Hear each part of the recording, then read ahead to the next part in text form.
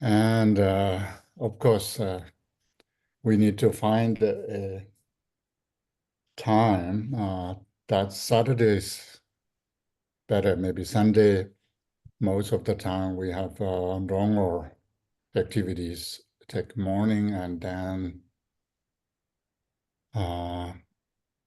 you're all in East Coast, and we can think about just since if this Saturday, my 2, your 5, yeah, is suitable, then we can spend some time.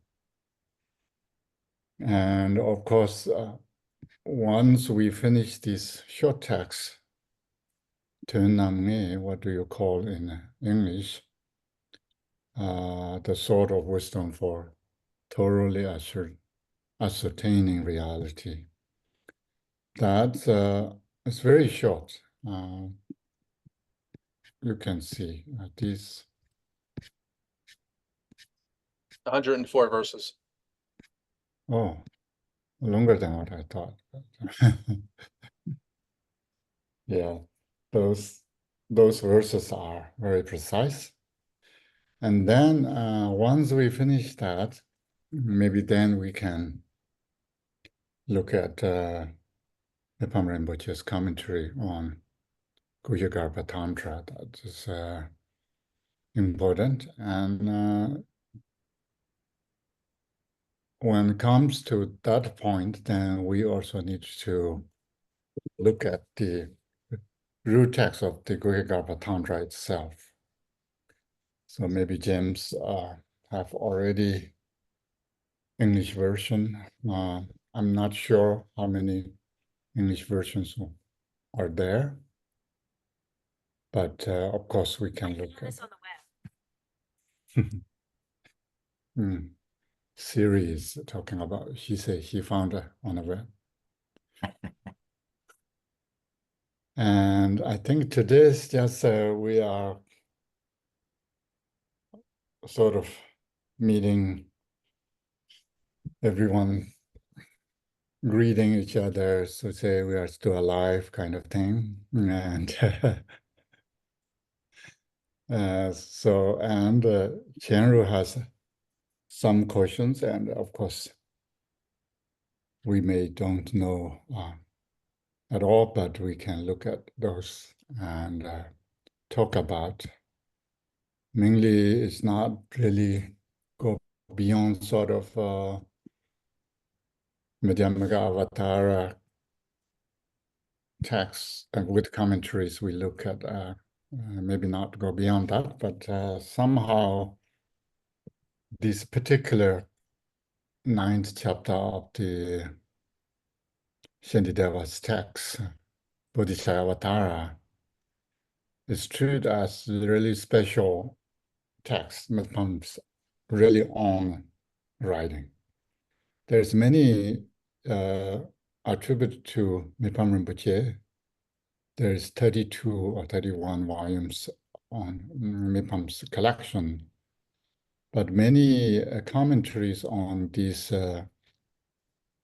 Madhyamaka Avatara and Abhisamaya Alankara and other these sutric texts are mainly notes that taken by his students and later compiled as his own commentary. But this particular 9th chapter text is meant to be really his own writing. And that's, of course, you can see Patrul Rinpoche's emphasis on this bodhicitta and compassion. There is tradition that in a Dzogchen monastery, Shri Sangha Dzogchen, there's tradition of teaching Bodhisattva Avatara yearly, and even sometimes when they teach in winters usually Tibet is very cold and nothing grow, but then some white lotus or flowers booming in that Pato Rinpoche's, where Pato Rinpoche stay and so forth. So this is traditionally it's a very important text. And that's why is Mipham Rinpoche's get teaching this from directly from Pato Rinpoche. And then he wrote a commentary to clarify this that jewel that makes water clear. Yeah, it's because misunderstanding or confusion or any obscurations that we have in reading these texts may clarify that. So that's why this text is a very, very important text. And fortunately, we have in English and also translate by senior translators. So should not have much problem. But one thing I'm reading these texts occasionally somehow. I bought it probably when I teach these texts. And I have, now I need to look at the text, but meanwhile. Khenpo, if you want me to screen share any of it, just tell me. Yeah, first I want to look at the passage that this is, can you see this? Can you read?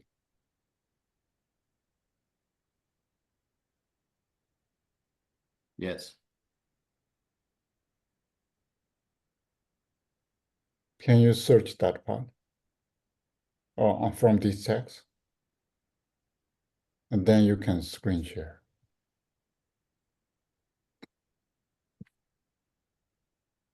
That Close.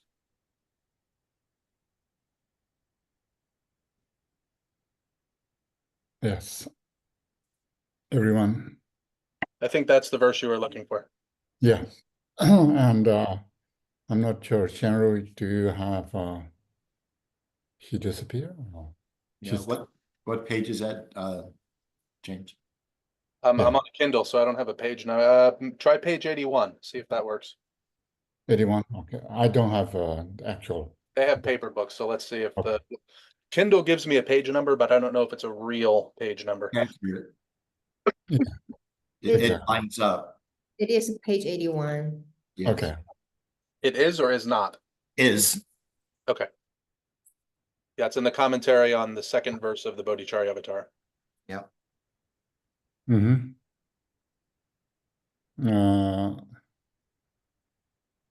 How is the dimension for the screen share? Is it readable? Yes. Okay. It should be next. Yeah, that one, I think. Yeah. So this is our old friend, Madhyamaka Avatar. Everyone know this. But when people translate this, you can see all objects may be seen in truth or in delusion. That thus possesses a twin identity. So that's sort of my problem. Everyone treat these as they means the objects themselves sort of possess or endowed with these two entities or two characteristics. When we say that way, then we are assuming that objects itself has two truths, or two natures, yeah? But the following line said, the Buddha said the ultimate is what is seen correctly, and the wrongly seen is all concealed. truth. So the following that is saying, it's describing how people see things too, too. It's not the objects it has two. So the people translate these that they that possesses a twin identity. That's do you remember one time I share with you David Higgins's the translation of that? I agree with him, trying to convince him that how about we perceive these two twin identities, not the objects possess to a twin identity. So that's I just point out because sometimes I read this as when I go to sleep, it's for me, put me in sleep so you can see. That's why it's comes in somehow in my cell phone. So that's why it's good translation, should be good translation, but these nuances changes sort of fundamentally. But other than that, then I don't have comments on this translation. But if you train in the objects that possesses a twin identity, then it's so that's why we often talk about can we say nothing there or something there holds two identities.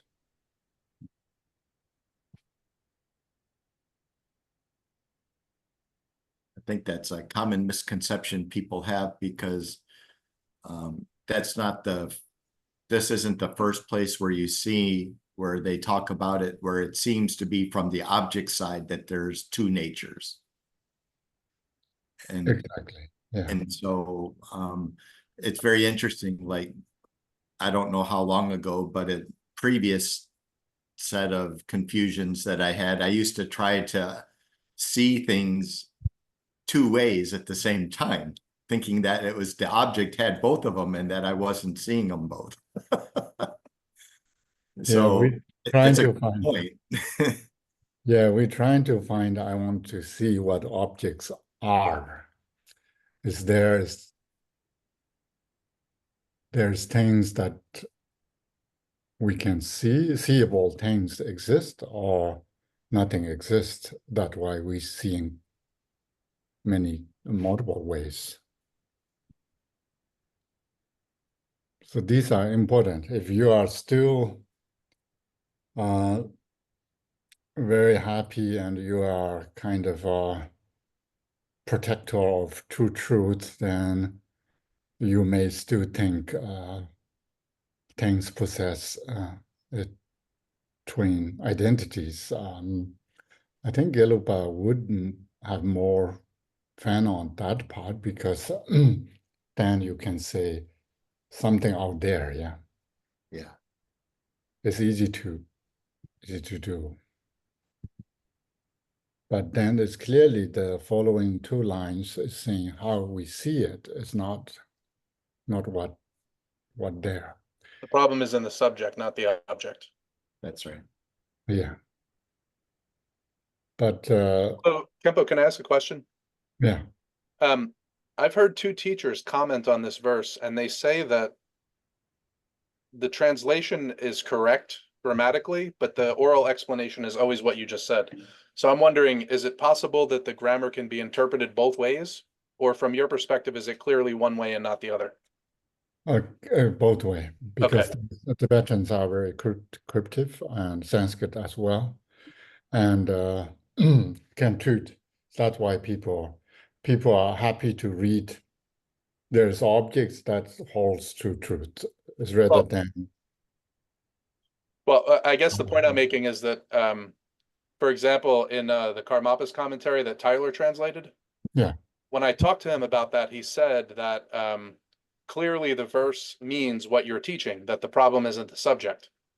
But he was told by DPR and by another Khenpo that the correct way to translate it is to say that the object has two natures. Like the verse is, the way the grammar in the verse is constructed, that's the most common way to read it. And then he says, but the oral commentary, that when teachers teach that, they always say it's in the subject, not the object.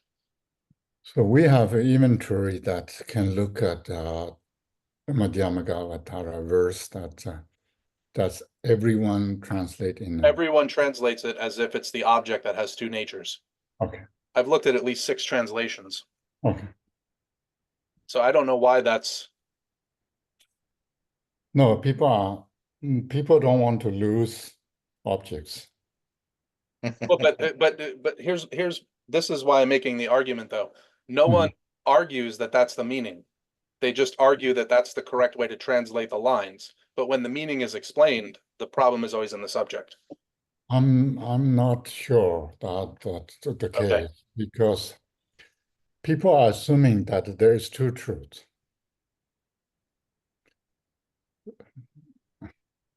You don't want to lose appearance, yeah?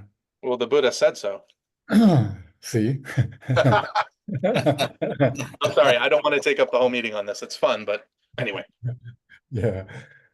People don't want to lose their comfort zone. That's why there must be two truths. These two truths must be union. So that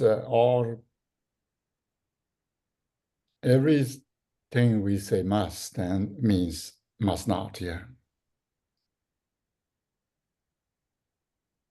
If less is more, then nothing is everything. Yeah. So people, when they lose their footing ground, it's uncomfortable. So that's why these give comforts. True truth give comforts, yeah. So is it sometimes taught this way out of compassion for the ordinary beings who really grasp so tightly, as you say, to being object-centric? And it's almost a disservice to the confused to let them think that there's an intermediate step almost. Yeah, definitely. And also, we are sort of object-oriented people. When we say truth, what's the truth? It means out there, something that gives us reality, yeah. Well, I would argue that it's appropriate at a certain stage, right? Like Nagarjuna said, without the conventional, the ultimate will not be accessed. Yeah, but Nagarjuna is not totally out of compassion. He's giving teachings to making sense to us, not for them. Irina is coming. Actually, Okay. the auto commentary translation has a good translation for the verse, I think. I should have remembered this. This one seems a little better. Okay. Unmute. Irina, you are mute. Who's mute? Oh, Irene. Cheryl, Yeah. you are mute, but Hi everyone, sorry I'm a little late. Well, not a little late. yeah, little weak. We think there's no little or big steps. Well, then I'm in luck today. We even thinking about these words that talks about somehow my leisure reading of Mipham Rinpoche's text that somehow I even didn't know I downloaded and also have this iPhone thing. And somehow these few days, my reading in this area, if you have that book, Irina, it's say page 80 something. 81. I think so. And then we are thinking about this, maybe the translation of the text. The Tibetan and the Sanskrit can And grammatically can translate in both way, but here, since the meaning is important, and next two line, and the first line is saying perceive, and next two lines say see. So someone's seeing it and someone perceive it. Due to that, as there's objects sort of convey or give or even project to the object as two truths. There's two truths. Since then we say there's correct and false, means false is not truth. So the people also hanging on with this ultimate truth and relative truths are equal. So we cannot have ultimate truth without conventional truth. That's an argument also, I think, sort of a trap, that because here correctly say be correct or false. The false part is relative or conventional truth, which means it's not truth. And that cannot be union of the truth, yeah. And false union with correct, it doesn't give ultimate truth. So it's now we know very well Madhyamaka Avatara and so forth. So that's why it's sometimes we can think a little bit harder to what should accept, what should not accept. Other than that, then of course people are comfortable with truth, and we're not hard on them. So since today is our first sort of meeting, of course not first, since I have been here, this is my room, and this light is good, but it's not perfect for Zoom meetings. And since Chenru has some questions that we can start with there, and then our plan will be, we look at these texts. If you look at the chat box, there is Mipham Rinpoche's short text. That we will learn, and that summarize or educate us to further when we approach tantric materials, and that would be very good. It's without going through it, it's a little bit difficult to enjoy as a coffee table book. Yeah, that's what I'm saying.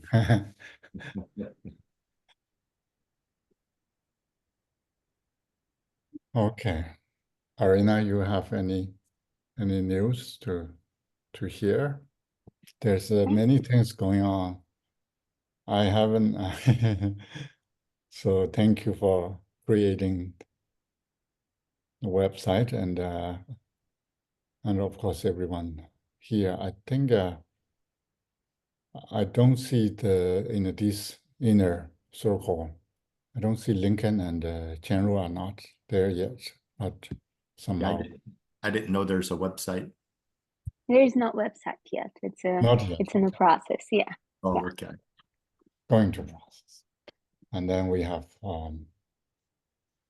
then we are thinking next week I will be in Florida.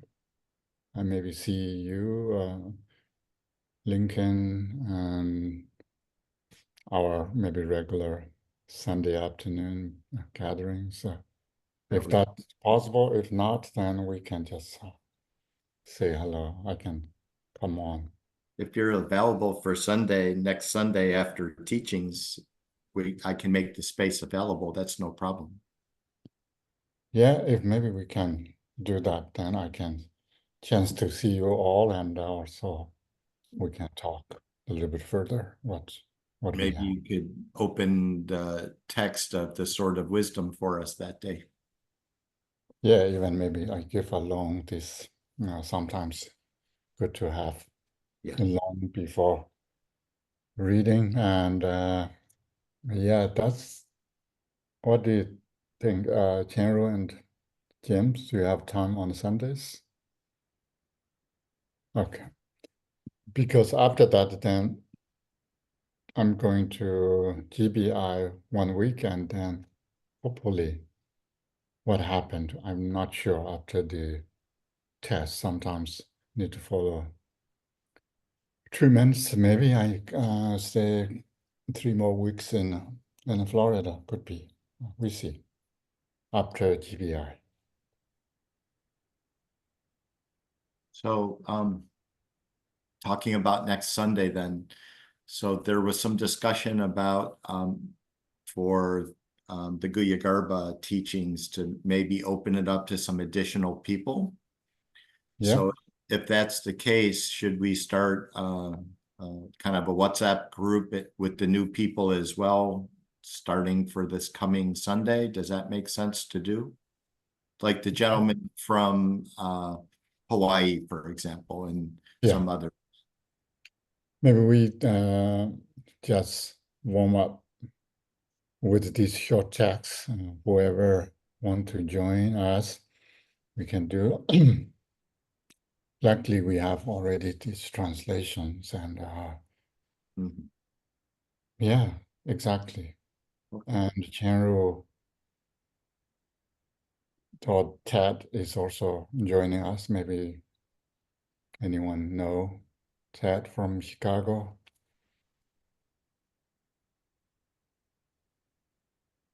I think we can introduce him when he shows up later. Okay. And is it the Spencer from what, North Carolina or something like that? Yes, he's from Boston or not, North Carolina. I'm not sure which Spencer there is. That's all. There's more than Oh. one. Okay. That he came to Florida twice, I guess. Okay, so I'm I pretty think sure I the know. last time he was like for Hevajra when Drupal Rinchen Dorji was giving teachings. That's Spencer. Okay. Yeah, I Okay. think so. He's in Drong. Okay. I think I know Spencer. Okay. And then I think Texas Elizabeth, maybe he's maybe want to join. And there's another person from Seattle. What her name? Maybe now I forget his name. So, but we can slowly build up our who really wants to join this group. Okay. And Virginia too. Yeah, she's She'll be the the third. Seattle one is called Sandra Kipper. Sandra, Sangra, Kipper, Kippr. Okay. And then I don't know. We are clothing Zodi Venezuela group. Seems they are eager to learn something. Okay. Yeah, no problem. Okay. We slowly, start maybe next Sunday. We see, gather together, chat a little bit, and then slowly we decide what we want to do. And meanwhile, this short text. Okay, Chenro, do you want to? You don't have sort of sharing document online. Maybe James, if you point out the lines, then James could be. Sure. Would you prefer me to go from my first question to the end, or since we have limited amount of time, do you want to focus on the chapter on the self-knowing mind? Because that's a difficult chapter for me. Okay. however you prefer is fine. Yeah, first we go maybe self-knowing, Okay, sounds good. and then maybe others easier or tougher, we don't know. Yeah, because I kind of told folks about this chapter, so I hope folks had some time to look at it. Okay. If it work. And if you have the paper copy of the book, it's question 7, it's on page 279. That's where the chapter starts. Okay. And if you have a phrase or something, catchphrase, say Yes. Jim, and then we can read together. You can read, then we know exactly where it is. James, do you need me to say a phrase? You can pull it up on the screen, right? You just want me to show the opening of the chapter? Yeah, that's fine.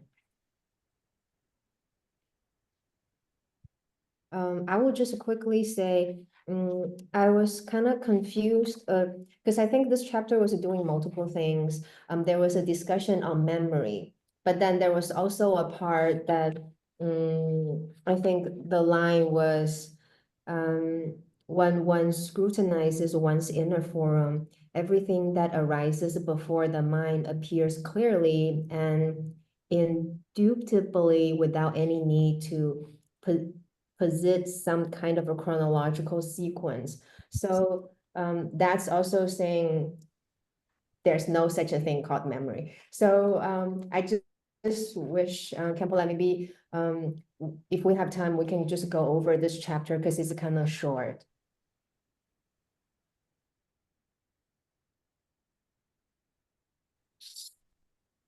So these,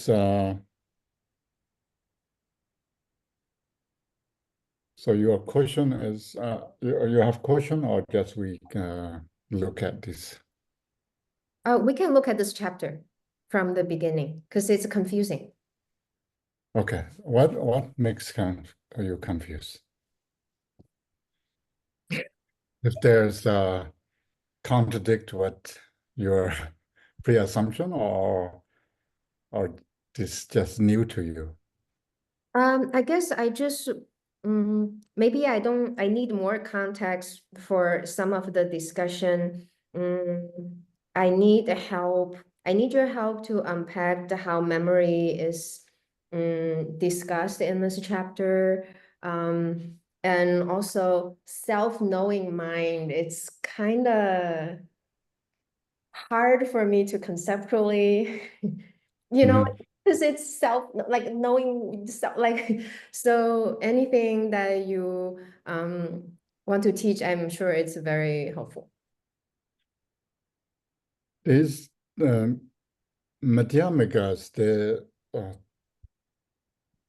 they don't need to try too hard to fight with other Buddhist groups because of sometimes we call yogacaras or mind-only school Chittamatras. Because Chittamatras are good at explaining that this external world is just a projection of our own mind. Since then, there is no external objects or worlds there. It's just internal confusion that projects things. So the lower, or what we say, these schools meant to be kind of already negate or defeat by the Chittamatras. And what is kind of main Chittamatras or mind-only schools assumption is that we need at least cognitive entity ability to whether aware or whether confused or whether anything that we are feeling means there's something going on. Just without nothing, this cannot happen. So they're trying to make sense that at least we need a mind, either we call alaya, or either we call self-reflexive awareness, or even, what did you say? You say another term. There's two. Well, Self- in the text itself, it's called self-knowing mind. Not knowing mind. Yeah, that's the self-knowing mind is that's people. Some people has problem with that translation. They want to say reflexive awareness, but it doesn't really matter. It's so if they are not Madhyamikas, so they hanging on something. And it comes to Madhyamikas, then it's need to demolish everything. Yeah, it's mainly want to say there's nothing. That's why we are looking at that verse, saying it's not out there. Everything is our project by confusion. Confusion itself has no ground or alaya or these sort of basic raw what they call the fundamental kind of source, which is awareness or alaya. And when we say that, then what do you mean? Yeah, it's because then people got confused, and then the Madhyamikas, how they, or the other term is memory. So I also need to write down.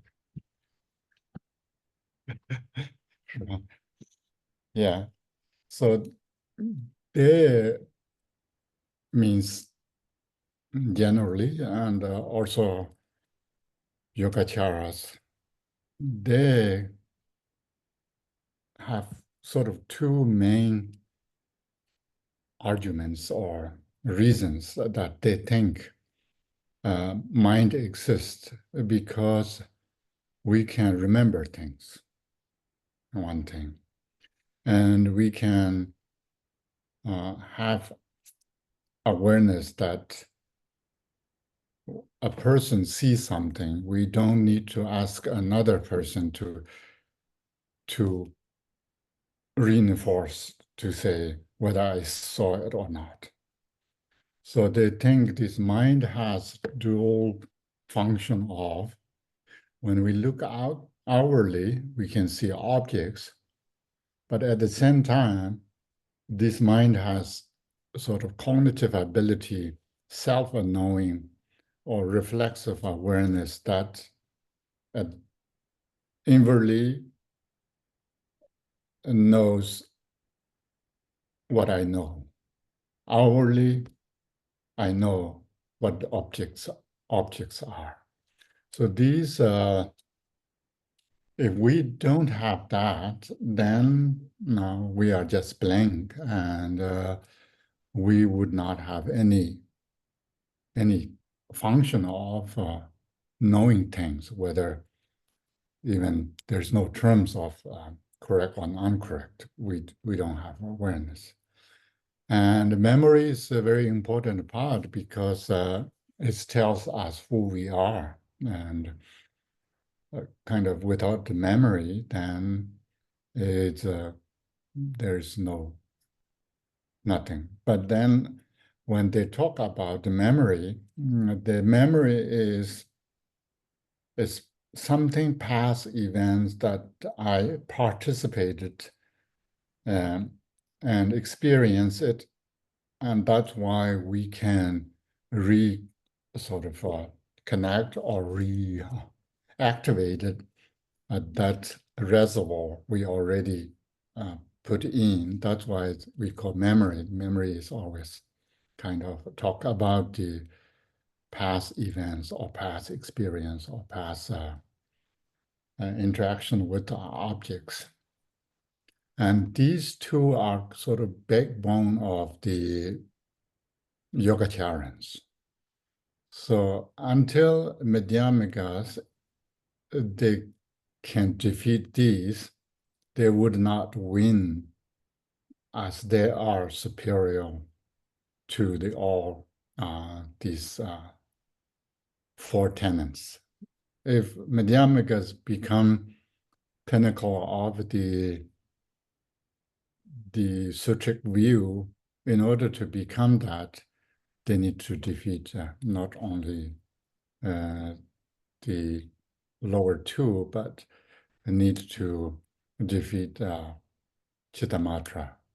So Chittamatra's these two assertions is very strong and also very logical base, and also we are pretty much relying on this in a daily basis. So it's that's why it's very tough to chew.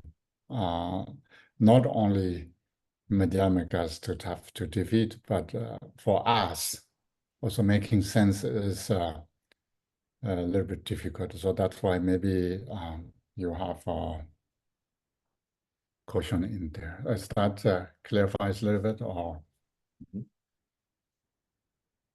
No, that's very helpful. Okay, so the Madhyamikas, do you remember in is that in a, yeah, Bodhisattva, not Bodhisattva, Madhyamaka Avatara, what they say in Madhyamaka Avatara, when it's negating memory. There's a memory, that assumption that memory is based on past experience. So Madhyamikas, the Jantakirti's argument is like water rat, yeah? When water rat bites, you will not feel pain, or you would not notice. And which means, I think that's Bodhicharya Avatara, not the Madhyamaka Avatara. oh, okay, I'm confused. That's why maybe Mipham's argument here is coming out here. Yes, either way, if you can pull out that part, it's water rat, they call This is it. where they say you get bit by a rat. You know you're bit by a rat, but you don't know that you're poisoned, right? Yeah, the water rat. He actually deals with it in this chapter. Yeah, that's important, because people also sort of misunderstanding or don't understand this. What is that to do with memory?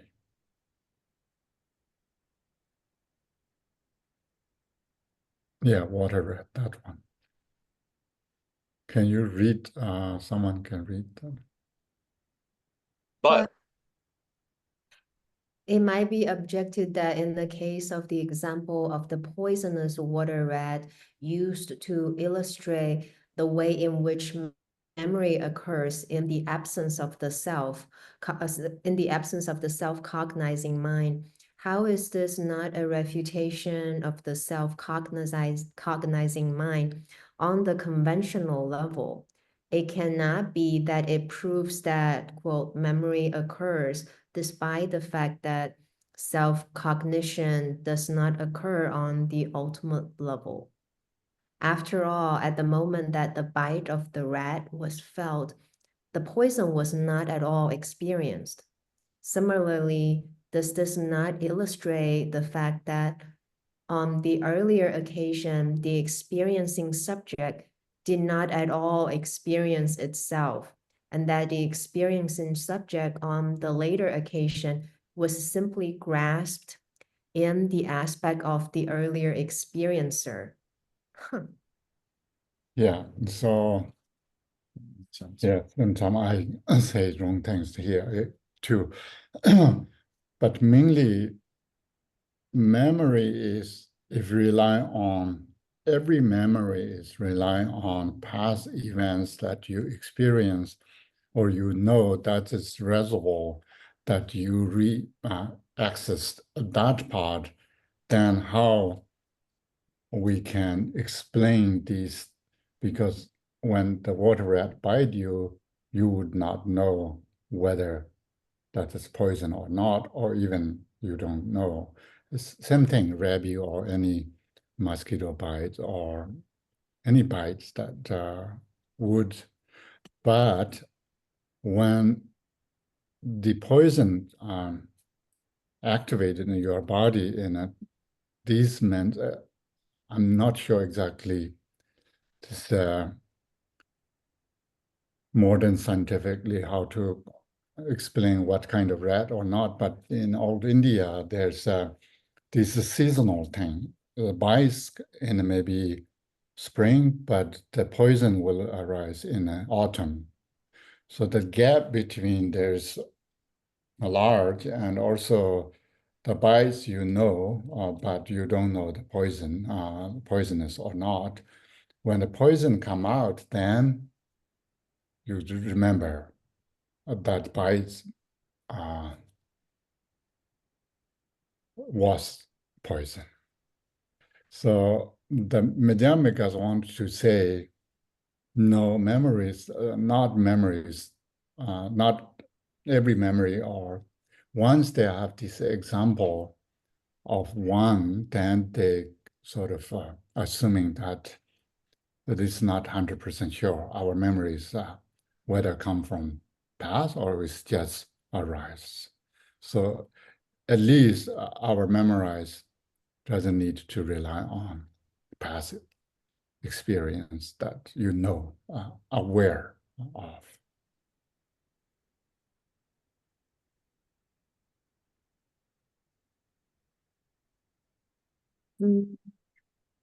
I want you to say a little bit more about this, because it sounds like what I'm hearing is it's kind of like when you're a child, you play with your friend, and then 20 years later, like during this 20 years, you never thought about this friend.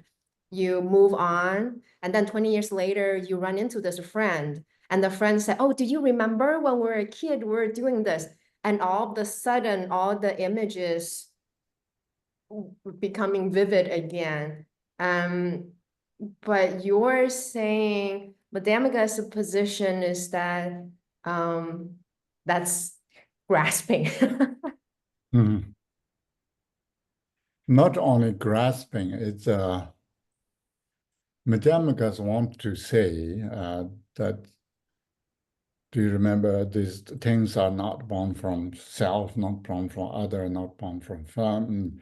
So, but that is not good enough to explain everything when Chittamatras or mind-only schools say there's basic or fundamental functionality. Everything's assumed is illusion. There's no objects. But mind itself, dualistic things are also fall apart. But still, the basic function is rise from we have this self-cognizing Rigpa or mind, and somehow memories play a crucial role in our life. Without these things, then sort of meaningless. But Madhyamikas don't care our lives whether meaningless or not, but their main argument is want to say anything, everything that's interdependent needs to be go.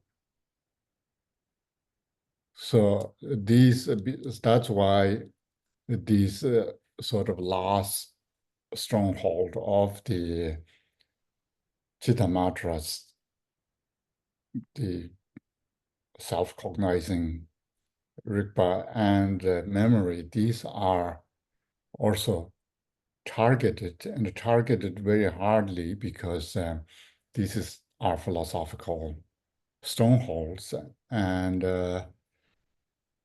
That's why it's getting targeted. The logics are, that's how memory, we can negate memory, these water rat analogy. And then self-knowing is there's two. Yeah, there's no matter what your sword is, how sharp, it would not cut itself. And no matter how you are agile, you cannot ride on yourself. That's maybe these days people can do what they call acrobats. Acrobatics, right? They can Acrobatics. open their chest, maybe. Yeah. So, but still, I think idea is this: you ride horse to functionally can move, but if you ride on yourself to moving, or that's just not the functionality. And of course, then the Chittamantras would say, how about these butter lamps at those days? But these days, lights, it illuminates external things and illuminates itself. That's just another part, other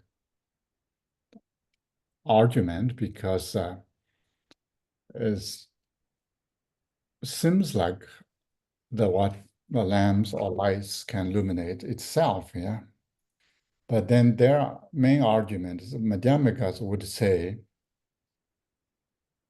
if you, in order to illuminate something, you need a darkness.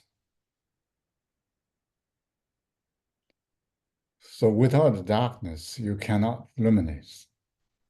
If you think butter lamp is self-illuminated, there's no darkness. Then you are removing self-illuminate. Then it becomes dark.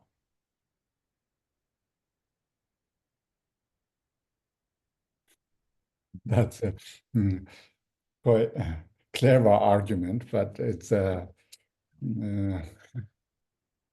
philosophically doing well, but it's how we can explain that. Yeah, illumination is coming from darkness, because removing darkness then is illuminate things. If self-illuminates, there's no darkness, then remove something, then need to remove self-illuminating, then it should become a dark, not become a light. And that is their another main argument. So these two are whether we fully accept or logically we think that's or not, but we need to see exactly what Madhyamikas would say to them in order to negate these two ideas that pretty much functions our very basic fundamental level. And without these, then it's hardly say what is then. Alaya is another one that's just, of course, it's not, if we remove these two, then alaya is part of it. So it's not that difficult, but alaya itself is a function as the ground for the all consciousness, and of course all consciousness means then all others. Yes, James? I think Mipham and Drakartuku agree that these things should be refuted ultimately. But in this particular chapter, it seems like what's at issue is whether or not you refute them conventionally. And Drakartuku seems to be saying, well, for Prasangikas, we refute them conventionally. And Mipham is saying, no, you're taking an ultimate analysis and applying it to the relative truth. You would use a relative truth analysis like pramana. So there's no need. He says, we don't affirm or negate on the conventional level. So this seems to be where the disagreement is, right? Yes, because I think James is talking about Chakradrukus. There's a Well, that's what we're looking at. This chapter 7 is Mipham's reply to Drakartuku, right? it's chapter 7, you say? Here, what we're looking Question at. 7. It's question 7, which is what we're talking about. When we look here, it says Drakartuku has said, Mhm. and this whole thing is Drakartuku's comments, and then Mipham responds.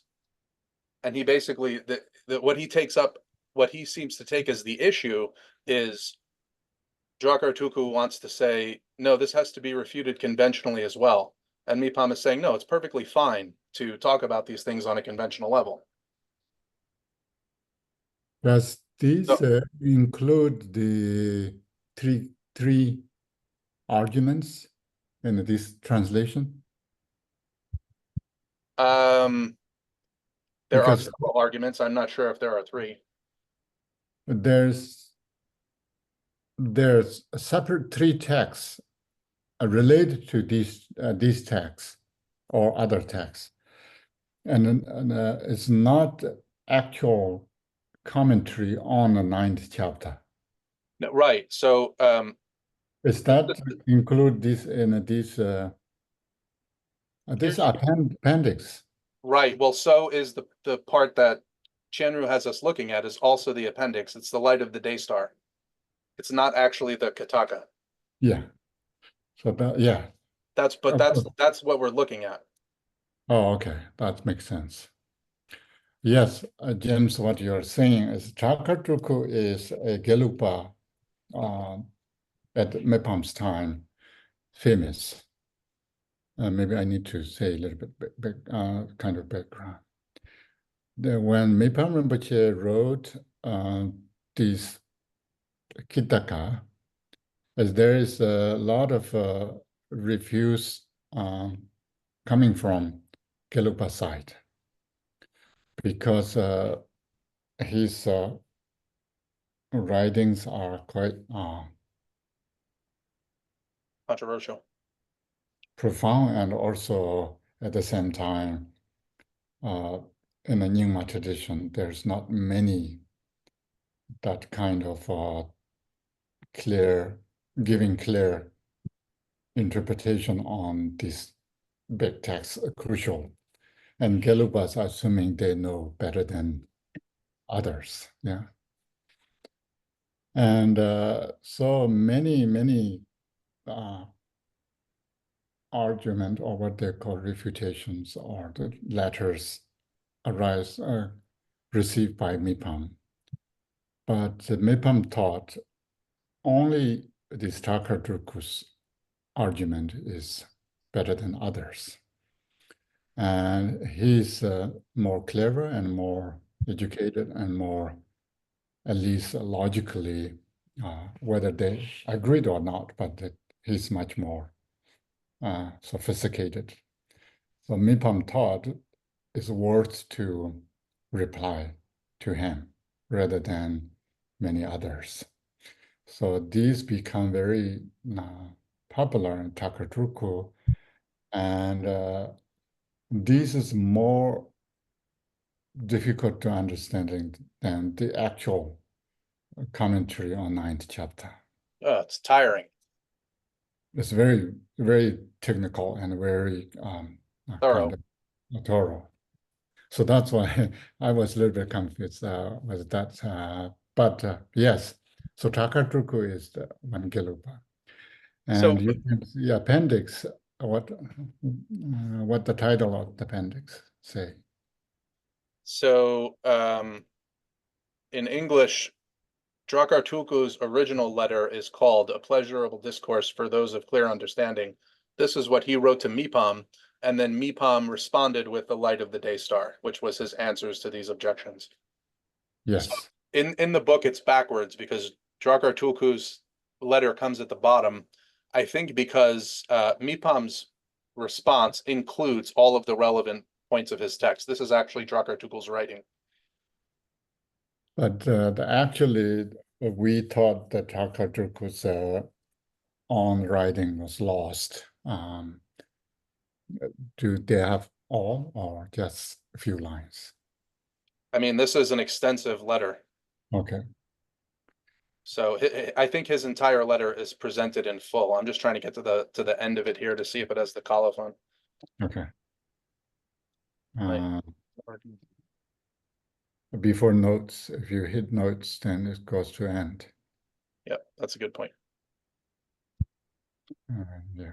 Yeah, so I wrote it in my 23rd year. This has his entire letter, all 7 points. Oh, good. Yeah.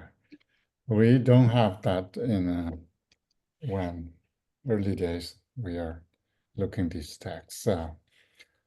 Yeah, that's good. And then yes, this is a little bit different from the actual commentary on the Hitaka. That's why I chimed in. I wasn't sure if you were just providing context or if it wasn't clear that we were in Drakar Tukul's. Yeah, but my kind of memory is vague because of I'm not mind only schools. Yeah, I don't need to pinpoint where this memory is coming from. So the generally that, and the main difference between these two, the Gelugpa and Nyingma, according to Mipham. So what James you mentioned, and that's why I don't want to people get confused who is Dhaka and those. I thought we are talking about in the 9th chapter, but then comes Dhaka. That's a totally separate text. Okay. These three garlands means 3 question answers or 3 replies text that goes with this text, but not necessarily not the actual text. Right. And yeah. I'd like to leave it up to Chenru's questions. But I also have a question about this once our issues get addressed. Yeah, now we are sort of summarizing that the Mipham's point of view, the conventional truth is functions from our basic sense faculties through even basic we call fire 4 elements and so forth, and up to these self-cognizing to the memory and alaya and so forth. So in a conventional level, there's not much contradiction to asserting that this as this provides functionality if we call a conventional truth. But Mipham's point of view that what Madhyamaka's targeting is through ultimate analysis. Because ultimate analysis, they negate every single one of them, anything that is interdependent, yeah? But Gelugpa's point of view, because of these Madhyamaka texts, that Madhyamaka Avatara and this chapter 9 in Bodhisattva Avatara, they are prasangikas. So, and Madhyamakas, they particularly target the self-cognizing awareness, alaya, and memory, but they don't really negate fire, water, and those. It's a little bit different because these are philosophical viewpoints, yeah. It's not what we are living in.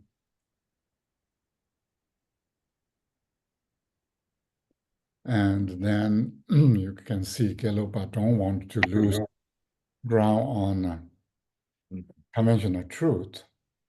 The Prasangika's conventional truth is not philosophical viewpoints.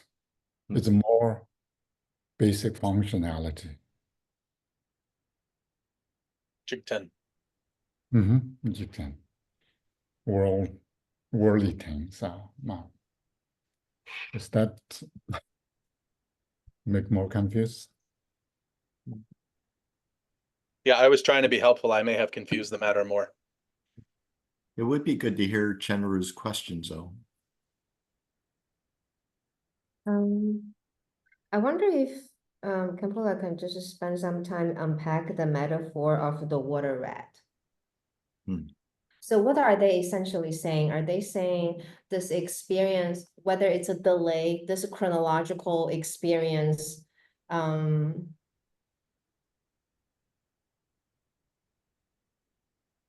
is baseless?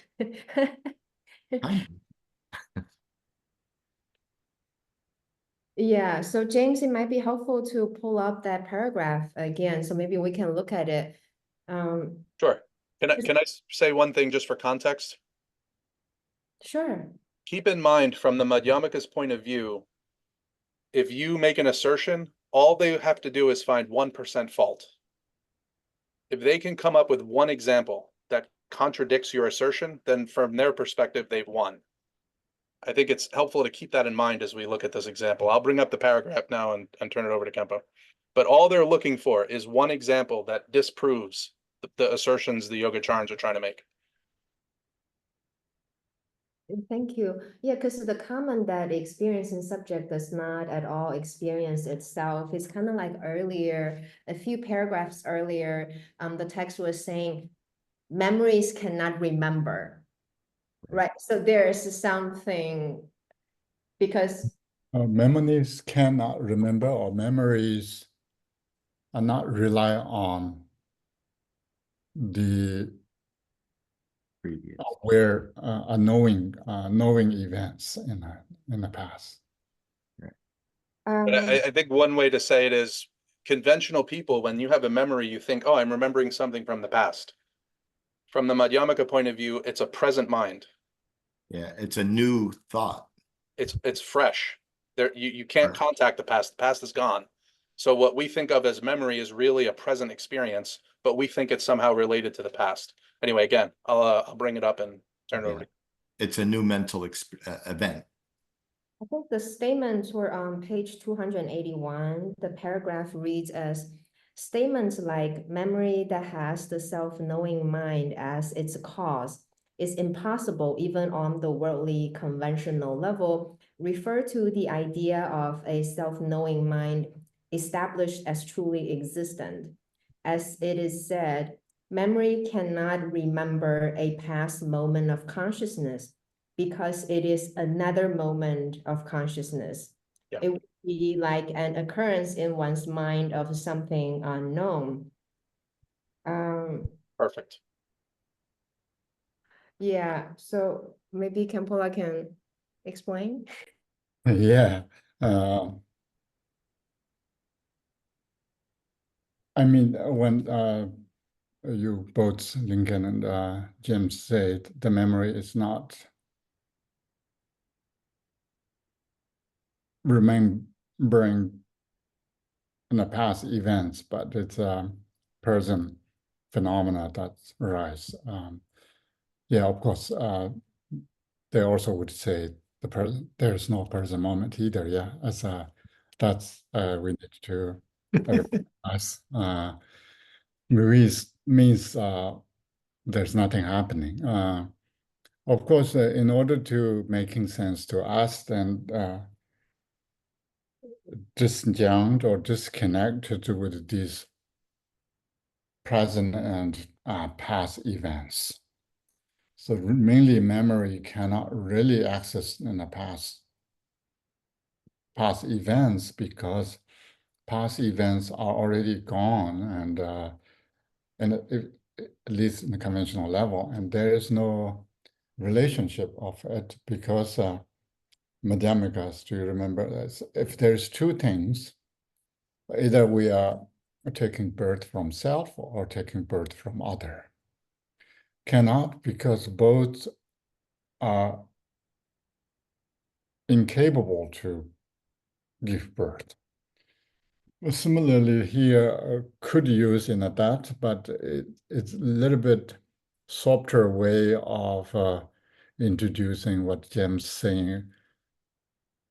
So 99.9999% are, we cannot really say, but there is trace of this water rat thing that brings in that the 1% can knock down all the assumptions that because when we make these syllogisms,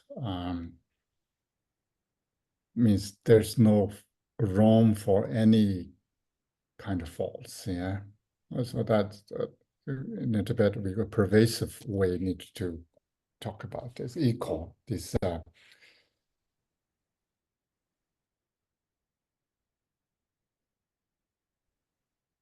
could become there is unconditioned things that not impermanent, or impermanent that's not in condition. We cannot find that. But here is saying maybe memories you think is coming from past events, but no, because if you look at the example water rats, that the memory is not relying on past event that you are aware of. If you are unaware in a past events, then that's we don't call memory because you are not aware of. In order to call memory, then means you access, you already know one. It's not, you don't know, then it cannot call memory. So that is your childhood friends. Memory is whether you already know or you just forget and knowing, or here is the what I read part is there's no forgetting part. It's still you didn't know at all. Can I try to paraphrase, Khenpo? Yes. So the assertion of the Chitamatrans is that because you experience something and the mind is self-knowing, then you have memories. But the Madhyamikas are saying, well, this rat bites you in January, and then you forget about it. You didn't experience poison. But then in April, you get sick, and you suddenly remember, oh, this rat must have bitten me and poisoned me. But you had no experience of the poison. So therefore, what they've done is they've provided an example where you have an event in your mind that seems like memory, but it's not actually of something that you experienced because you never experienced the poison. So now the Madhyamikas have come up with an example where where we have something that's like a memory, but it's not based on something we actually experienced. And since they can show that that's questionable, it's defeated. And I think modern day or human history, we have this. Now I know kind of in the past they have planned something. So humans do bad things to others, kind of secretively planning things, but others would not know. So that kind of, I think human in history, we have all sort of things that you totally don't know, but it's once you know, it's too late kind of thing, yeah. But this example of the water rat is so peculiar. Essentially, it's even not about memory. It's about how in order for us to make sense of our experience, we just make association between events, right? Yes. So not because you don't know, you just assume this poisonous effect comes from that bite, but it could be coming from a lot of other things. So it's this example, it's not about memory per se, it's about association. Speculation, speculation. Story make Absolutely. So it's pretty much just guessing. story But making. then like this, maybe all our memories are speculation. That's why in interrogations, they say we cannot rely on memory. Memory always change. And even you can have an experience today that changes the way you think about the past. Yes, that instability, absolutely. But remember, all the Madhyamikas are saying is they're saying, you Yogacharans state that memory works this way, and that's your proof. So we can find an example where it doesn't work. That's all they're trying to do. Lincoln, you say something? No, I was just saying that, this is just illustrating the fact that our embodiment, our conventional mind is really primarily meaning making, story making. And this has the appearance with the label of a memory in this case. Yeah, it's basically it's natural as flawed. So there's no really yeah, people would think memory is something to do with it. So that's not really just mind only schools, but the kind of basic how we interpret as a memory would happen.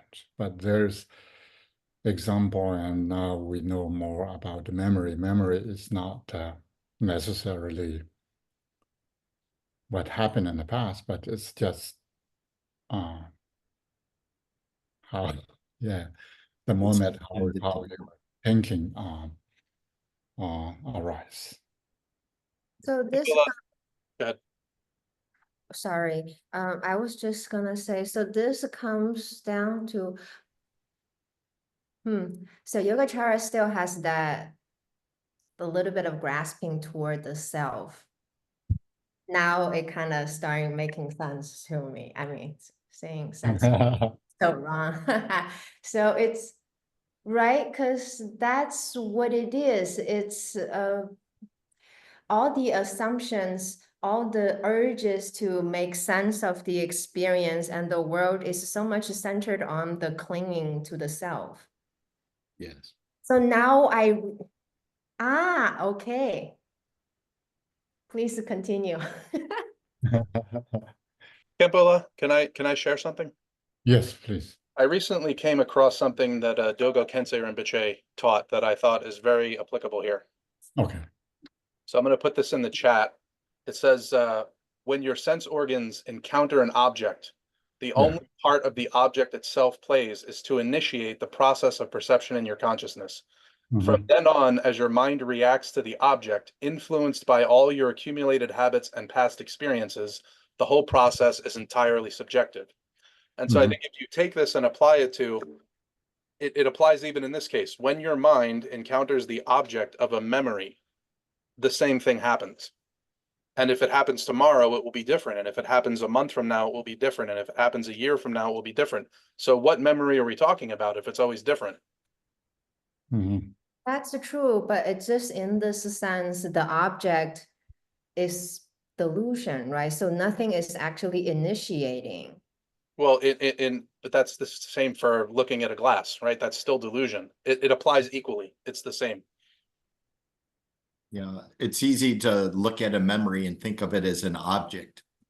And so this speaks to letting that concept go, where it's this independently existing something that's from before that you can somehow access.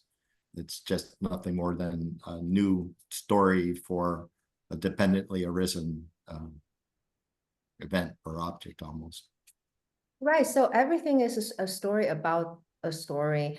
I wonder if Khenpo can say a little, now that we kind of got this part clarified, I wonder if Khenpo can say something about there's no present. There's no present moment, because earlier the quote was saying, we project time and space onto the experience, right? Because that's part of the making sense. That's how the chronological experience it is there. And yet, if we actually look inwardly, we realize all the appearances, actually, there's no such a thing as chronologically, like there's no chronological order. And I felt like the next step is what you said a few minutes earlier, is that there's no past, there's no future because they're not here, but also there's no present. Can you? Yeah, these of course,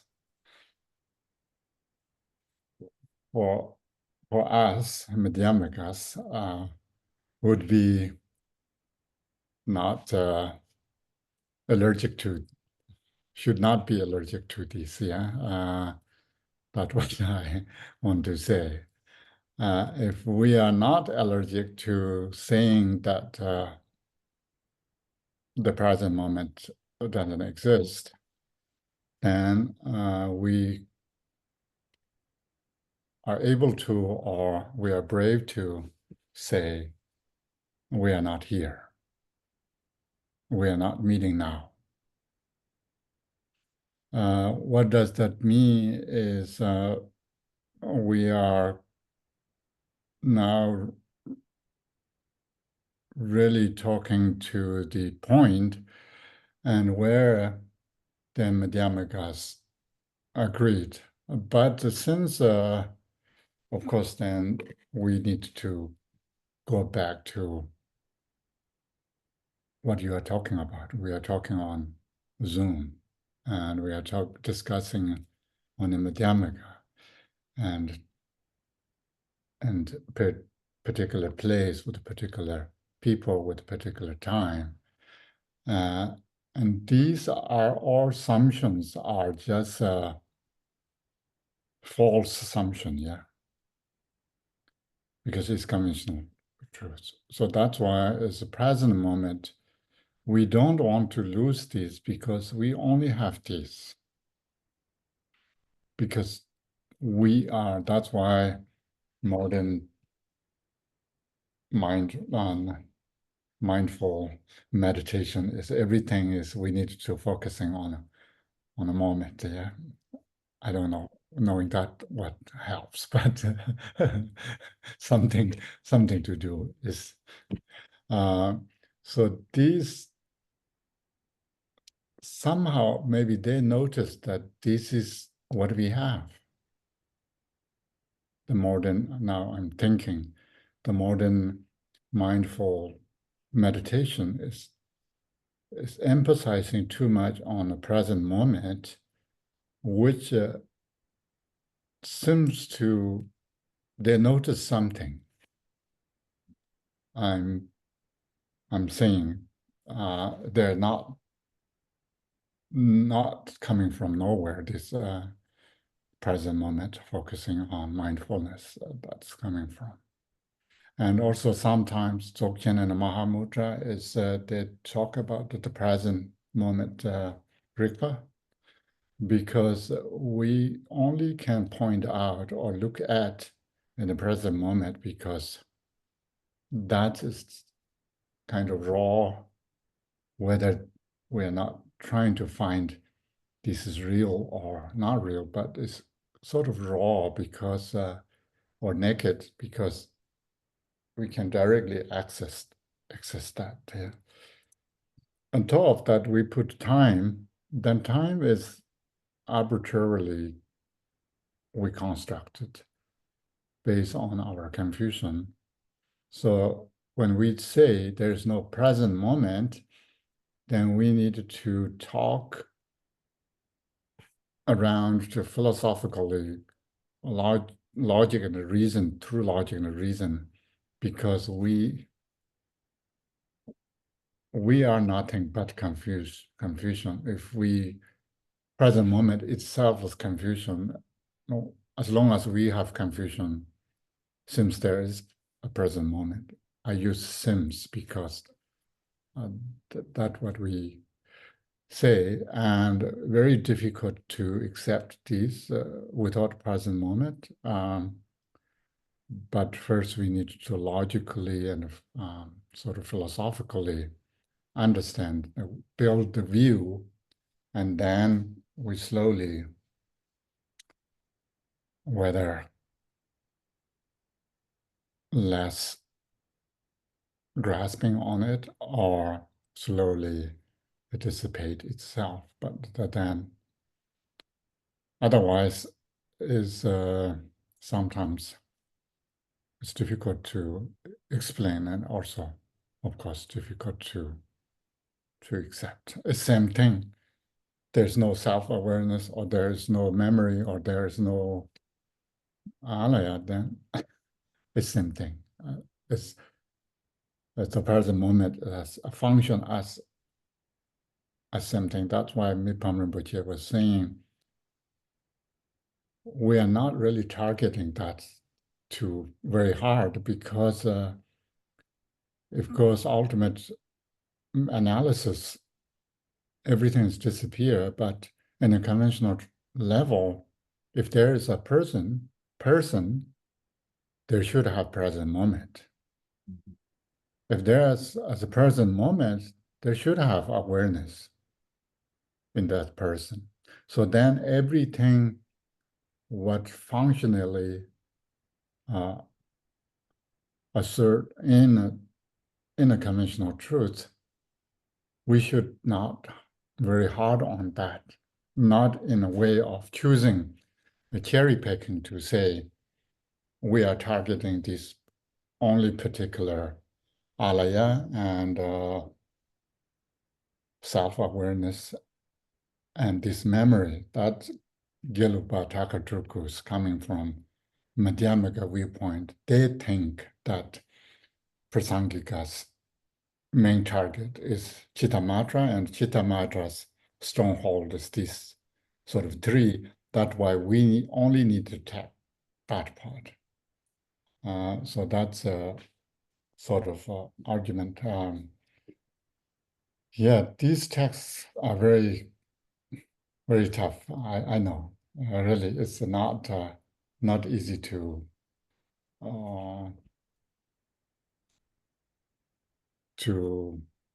unravel. And one time, one Khenpo told me that without knowing these three texts, three answers, you don't really know Madhyamaka that well. So, yeah. Sorry, I just want to clarify that point. When you say these three texts, do you mean these three questions and answer exchanges that Mipham had on the Bodhicharyavatara? I don't know. We have Chakra Turku. We have another one's Tamchu's garland. And we call garland namsum. Okay, so but all I'm trying to clarify is, so this advice this Khenpo gave you was you have to understand Chandrakirti and the Bodhicharyavatara, but then there's three exchanges that Mipham has, three separate exchanges with three different individuals. Yes. Okay, now I understand. Thank you. One is Chakra Turku. Right. So this is just one. Yeah. I really appreciate how you just unpacked it, because as you were talking, I realized the need for holding on to a present moment, it's still very relative, right? Because the present is in relative to something else. So, but as long as there is clinging, it's still conventional, and which means wrong. And I wonder, so, but I'm looping here because I was thinking,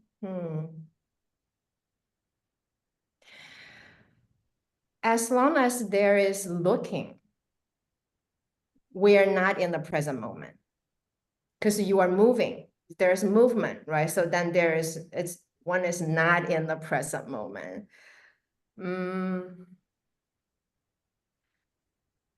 Therefore, but then when this movement, I just keep getting into time again. So almost like there is a delay, because as soon as we're trying to make sense, the perception is working, there's a delay because we're making meaning, we're giving labels, and we keep missing the mark. And to me, that's time again. So I feel I am looping. Mhm. So, Yeah, person, yes. so it brings up an interesting question. If I think there's and it might be wrong to say it this way, but there seems to be a new age concept that if one can be in the present moment, then that's almost equivalent to like being in an enlightened state. And Exactly. fundamentally, it falls apart from, I guess I'll say, our point of view as a Madhyamaka. So I guess that's the other part of it, is that we're always searching if that's what you're trying to do for something that you can't find or be in. Yeah, that's, I think that I'm trying to saying what you're saying, thing that we only have present moment. Which is accessible anyway, Seems to. appears, right? Yeah. And so that's why that I'm saying the modern mindfulness meditation is trying to, they found something in there, and that is, according to you, or we can sort of agree that accessible, only what we have. I'm saying only what we have. And for example, I have a kind of weird idea that maybe this is not weird. Let me know. If someone say, I fly by myself without airplane or anything, this valley to that valley, nobody really believe. If most people would say, can you fly now? Show me. Show me the moment. This is important. Then if he or she can fly few buildings up or down or few alleys back and forth, somehow, even you don't believe anything exists, but at the moment, this person can do something. So the moment is very important as long as we hold self, individuals. So, but what Chen, you are saying is the same thing, but the moment itself, once we dissect moments, then it's getting shorter and shorter and shorter, and then it's millisecond, you cannot act any meaningful things in a millisecond.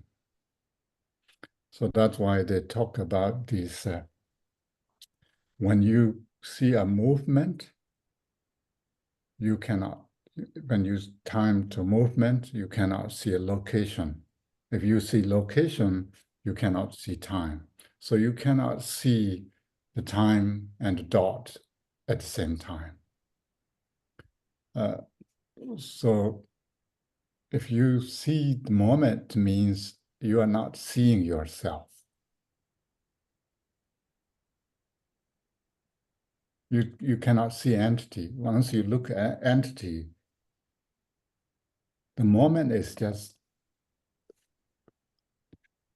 conceptual construct that we're doing something with, but those are maybe too much philosophical things. But of course, I know this is nonsense, but if you want to read for fictional philosophical movement and thought and those, read that book I sent, I uploaded in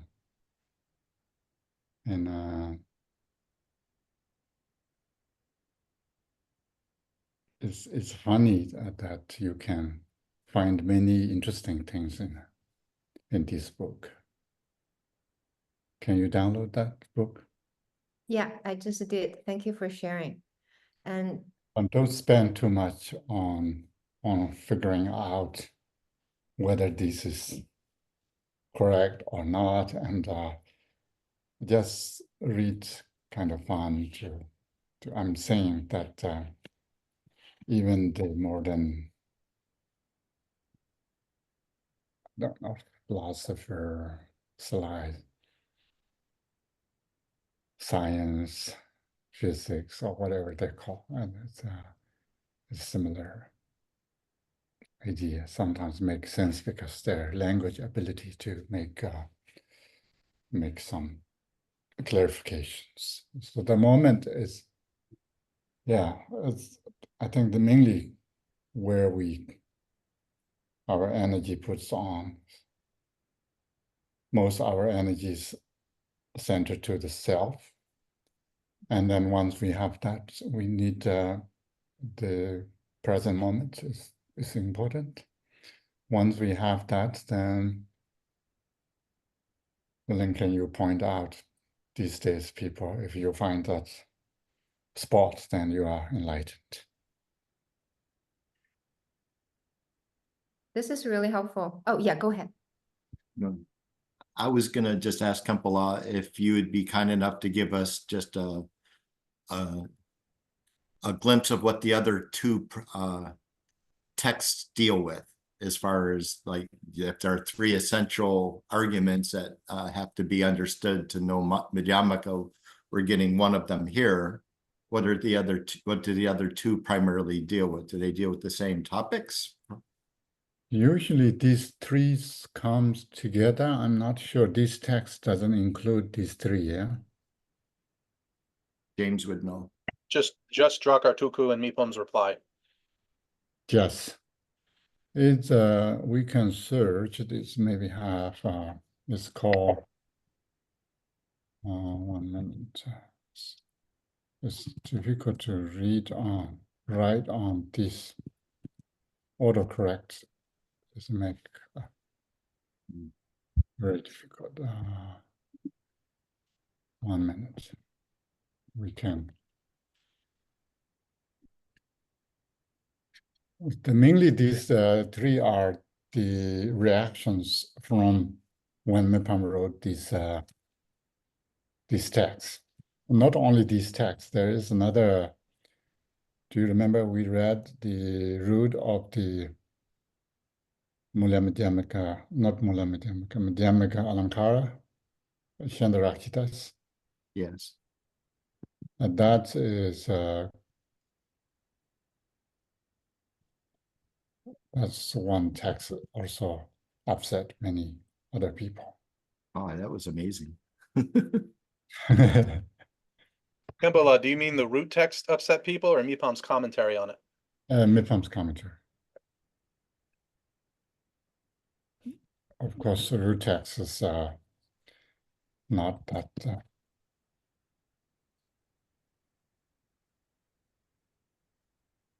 Caroline, so 1 minute. Yeah. So what would the third one be then?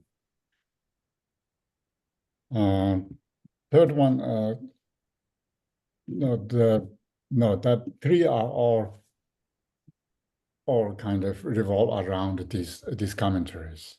I see. One is called this is Wiley, and but one is his own student. His Tamchu, they call Tamchu Tokser, the clarification of the Tamchu's misunderstanding. So Tamchu is his own student. But there is a Nyingmaba monastery called Dodrup Monastery, Dodrupchen's Monastery. They study Hedra's, Gelugpa's writings, but they do practice Nyingma, Longchen Nyingtek. And these Khenpos are trained in Gelu, and they disagree with Mipham's viewpoint. And then he wrote quite harshly to his own student, because that is more obvious that students' misbehavior is point, or either they don't mind, or his Mipham is quite harsh. It say if you don't carefully protect, or if you criticize on lineage, then the one-eye protector and thousand-eye protector will kind of drink your blood of your heart or something like that. So, one eye is Ikajati and thousand eye is Rahula. These two are main protector of Nyuma tradition. So he's maybe not upset, he's Bodhisattva, but his words are quite harsh. I don't think either of these have been published, Khenpo. I can't find anything about them. Oh, okay. But these, yeah, those are, if you find, did you see these three garlands? Garlands. No, I just searched on the Wiley that you gave us. Usually if someone publishes, they include it. Okay.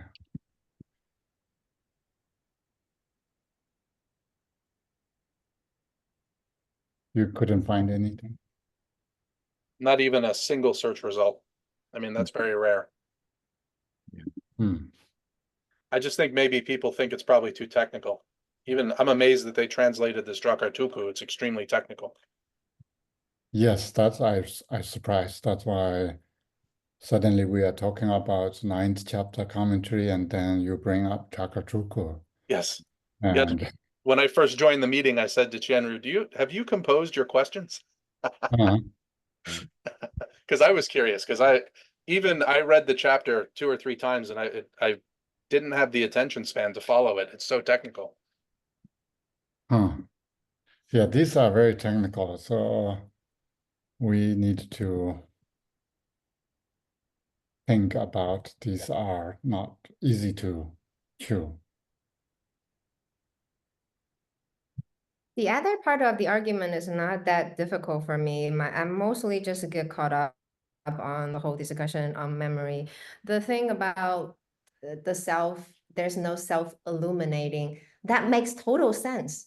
Because there's illuminating is, you need darkness. So that makes a lot of sense.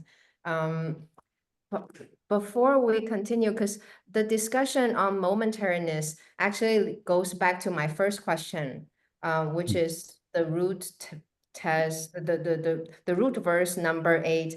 But before we go into those like minor questions and clarifications, I don't know, do folks need a break? Does Khenpo maybe get another cup of coffee? I have to go. I have to Yes. go soon, but that's no reason to stop.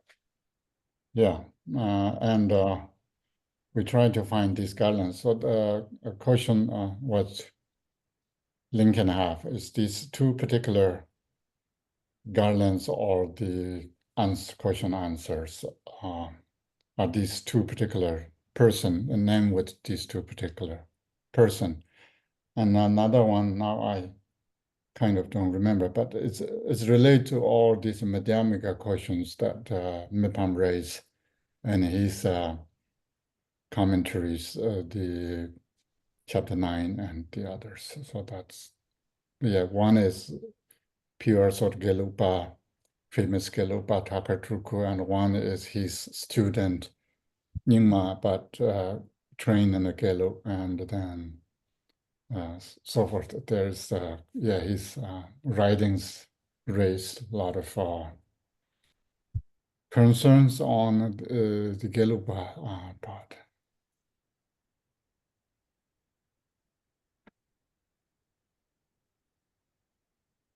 That's why they're talking about these very technical terms as difficult, a little bit difficult than just strictly commenting on a text.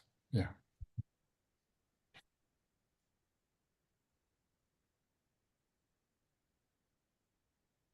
Okay, few minutes, 5 minutes.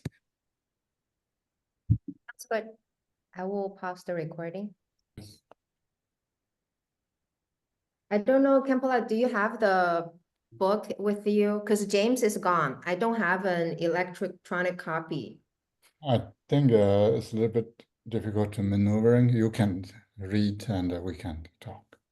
Oh, okay. Maybe if you have a page number, let Arina and Lincoln know. They would have a actual book, physical book. Yes, but you got the root text memorized, so it's not problem for you, right? Because earlier we were just talking about momentariness and the root text verse number 8, and this is on the book page 91. Uh-huh. The verse number 8 says, "There is no fault, for momentariness is relative for yogis, but for worldly beings, ultimate.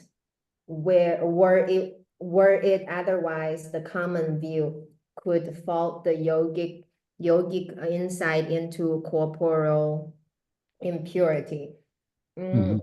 So when you were teaching in 2021, you briefly talked about momentariness, impermanence, and changing. But there was a very brief discussion. I wonder if you can say more, because here it almost sounds like momentary, impermanence, and changing are all the same, but I felt my sense is that they're actually not quite the same. Momentary is, I think, English. It's usually in the Tibetan we call gejik. Gejik means the changing doesn't necessarily gives momentariness automatically, because when we say impermanent, it's generally people born, aging, sickness, death. So these kind of changings, season can change 4 times, or these. So changings could mean, obviously, we can actually see or understand, and everyone knows season change, or these changings are much more coarse ideas that we can talk about. Then when we talk about impermanent, so impermanent, either we can think about the big things is, first, this universe is impermanent. One day will disappear, or what happened, we don't know, but something happened. Or impermanence means could change any moment. But then when we talk about the moment, it's not really talking about continuity. It's talking about the point, dissecting the shortest moment. We talk about whether millisecond or this. So these are, of course, when we talk about the moment, then as the continuity or duration is built up from or built upon the momentariness of the situation or the time or the actual objects. And so moments means much more dissected moment by moment. So that's it. We talk about Abhidharmas, the particles, the external words spelled by external world or internal world is built by the tiniest particles, and the time is sort of the moment, the shortest moment, and the smallest particles build this world. Yeah.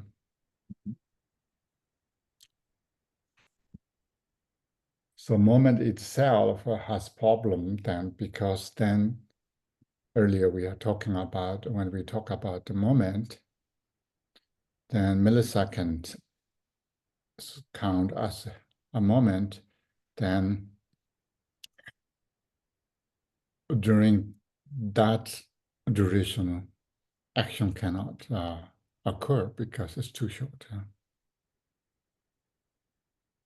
And then when we talk about the present, then presence goes kind of shorter, and then sort of disappear. There's no present either.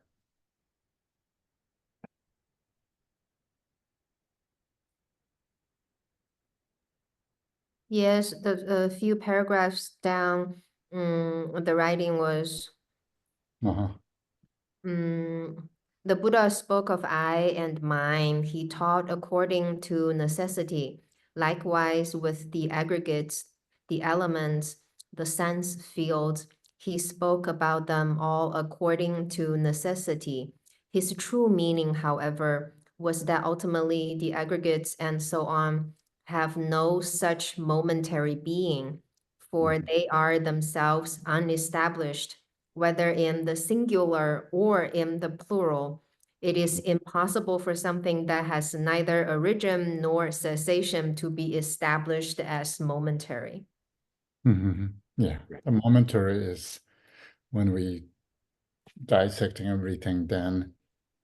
And then, of course, if the moment, the shortest moment when we talk about, that has that part that relates to the past, and the futures that the parts that relates to the future. Does moment, the shortest moment, have that or not?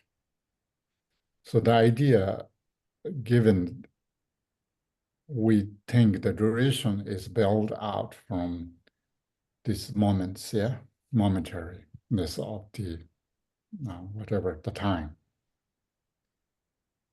In order to do that, the time, if we can analyze, dissect, break down until unbreakable entity that stands alone. If that's happened, if there is such things exist, then Vasubandhu's logic is whether these, does these, the shortest moment has two parts?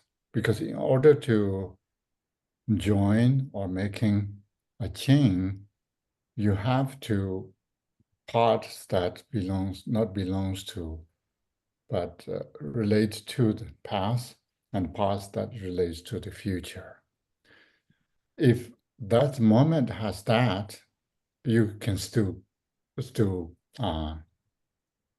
what they call cut between two, make these two separately, separation.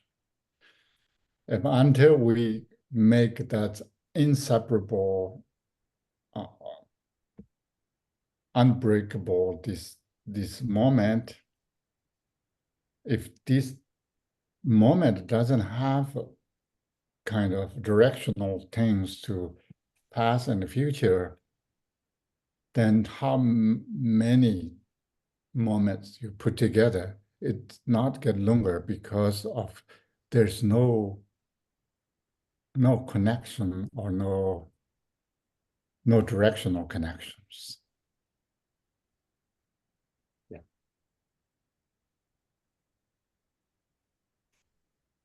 They don't touch. They don't touch. If they don't touch, they cannot make longer. Right. If they touch, means there's two parts. We still can break down. That's right.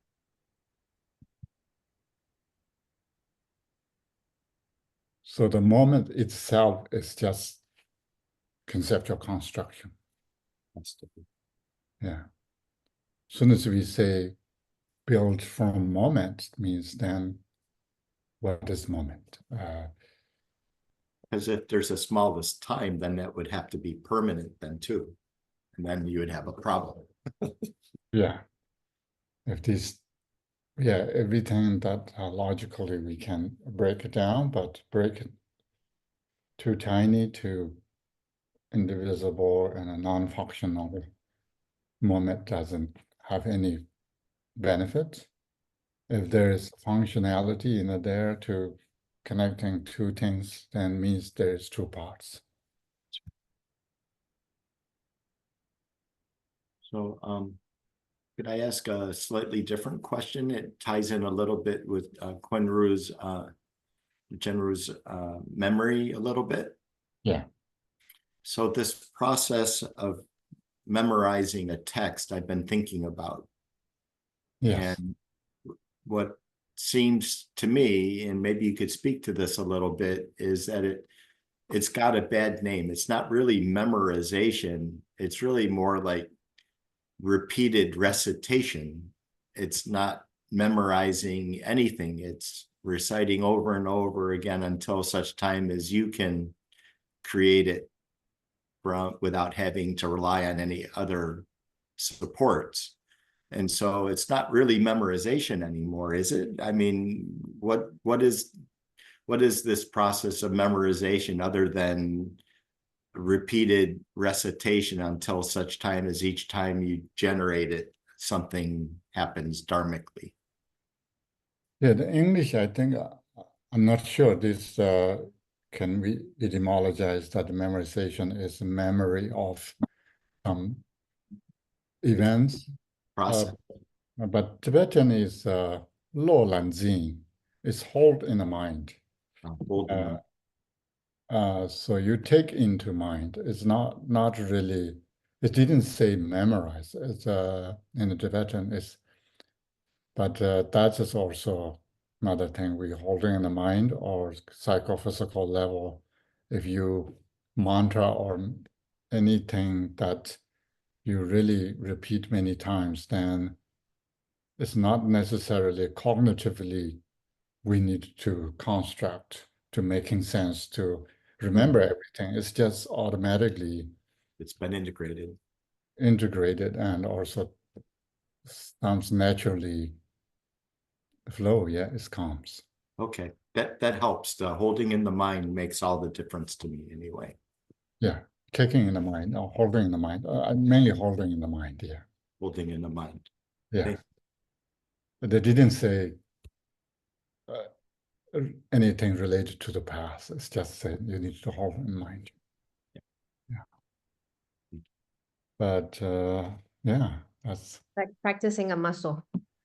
exactly, yeah. Especially when you're younger, it's much better. Now you get older, it's flabby. Yeah. You know, that's also like what is young and old anyway. Everything's moment, yeah. Moment has no. Exactly. My next question is about the verse 90. So the page number is 154. The verse goes, perhaps you say that only subtle pain remains. Its grosser form has now been overmastered, or rather it is felt as mere pleasure. But what is subtle still remains itself.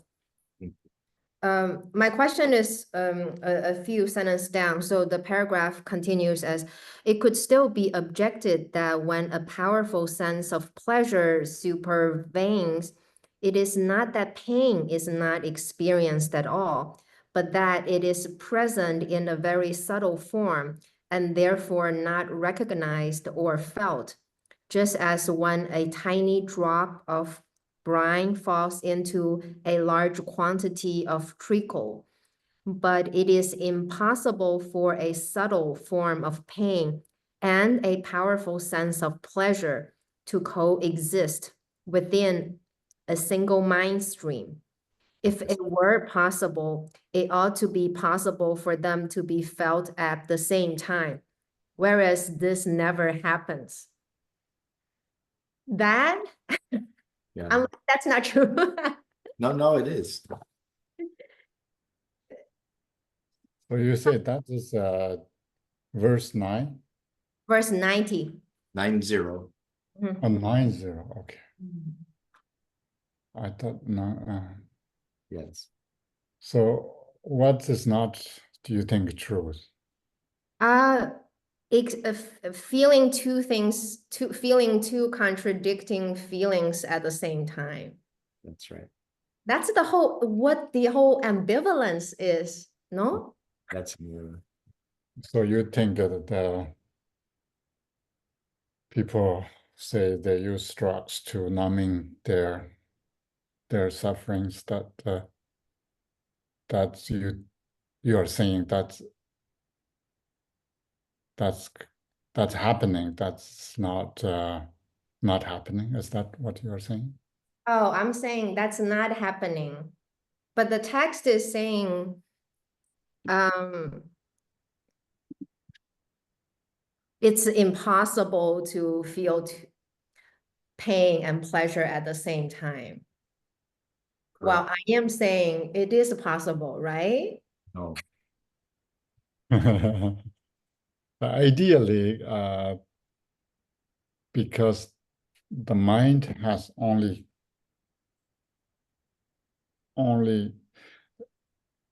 its mind just is become receptacle or receptive at the moment. We are now, moments is helpful here. At the moment you feel pain, you would not pain enjoyment. It could be after that, could be before that, because mind is only recept, only one object.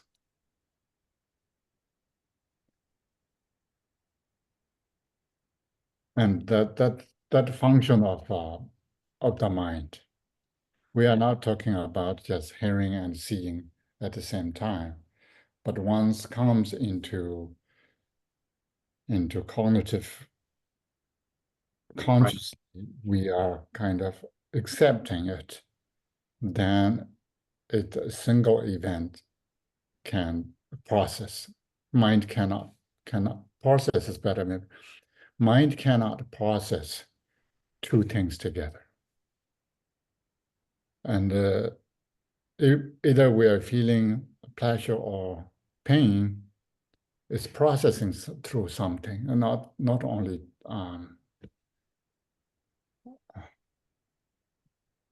but we could burning in one side, but kind of cooling down in the other side, but still processing is thing in one another time.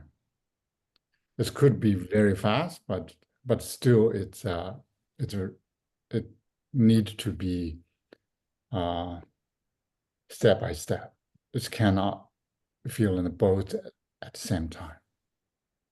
That's the idea of how our mind functions. That's why the feeling and these are relying on mind.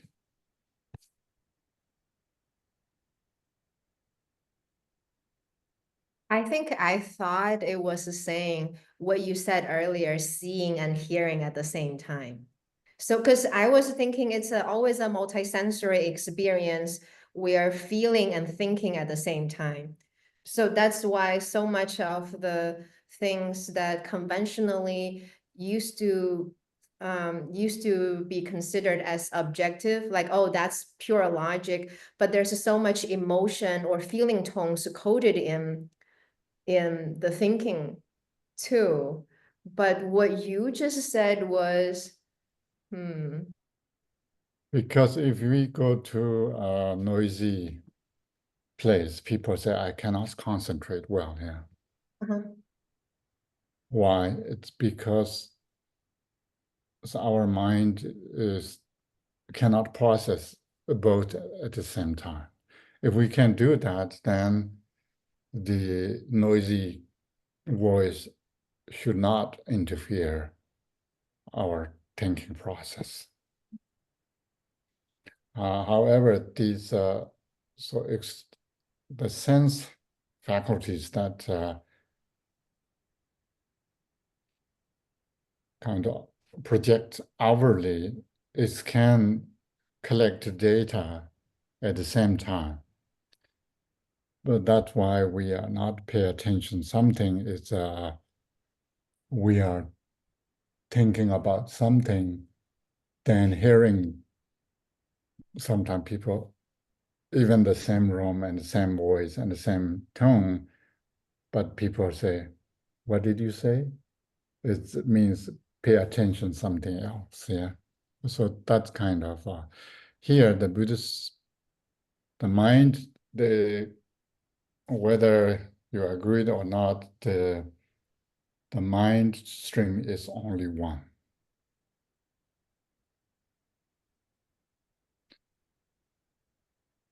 Mind is one entity.